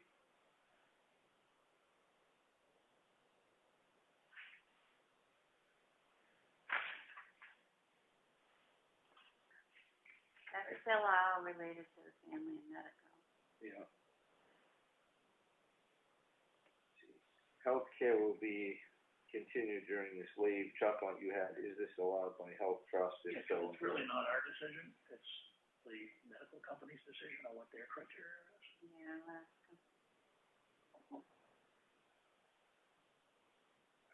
But if applicable, again. Yeah, no, yep. We can, I just wanna reword it until we, If applicable, not out of our hands. Yeah. Okay, so what do we got? Certain key employees. Restoration, that's right. Ooh, you're in trouble on this one, Audrey. Job restoration, never mind.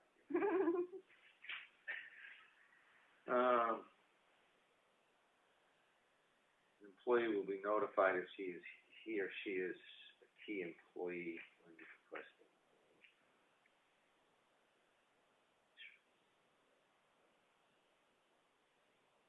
again, it's all part of standardization of this Right. leave act. Termination of employment, at-will employee, that's right. I think that's illegal. Oh, you jumped over safety? Oh, did I? Policy. Maybe I did. Yes, I did. My question was, who's on the joint loss management committee? Randy Burbank tends to head it up. I think Christine is on it. Tom's on it, I'm on it, Oh, so there was Grace. one, okay. Grace is on it, All right, I just wasn't or the sure. library director. I think the chair rotates, doesn't it? No? I don't know, this is my first, I'm doing this. I think it does, but I'm not positive. He's showing up. Stop causing trouble. Yeah, don't scare him away. Chair stuff. You're my designee. You're fine. You're doing a great job. I got a chair. Write a book on your experiences and send it to me on 2045. Kind of a grand name, why isn't it just the safety committee? I don't. Talk to Rhiannon. I think it probably ties in somewhat with potentially emergency management or FEMA. It could be to do with them, or may have something to do with Trimex insurance. All of those entities might have a role in all of the safety policy process.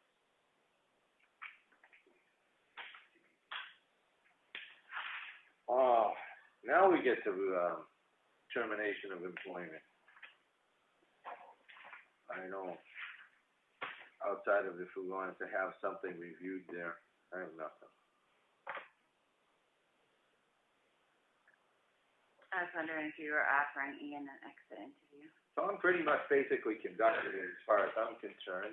he was notified about the resignation.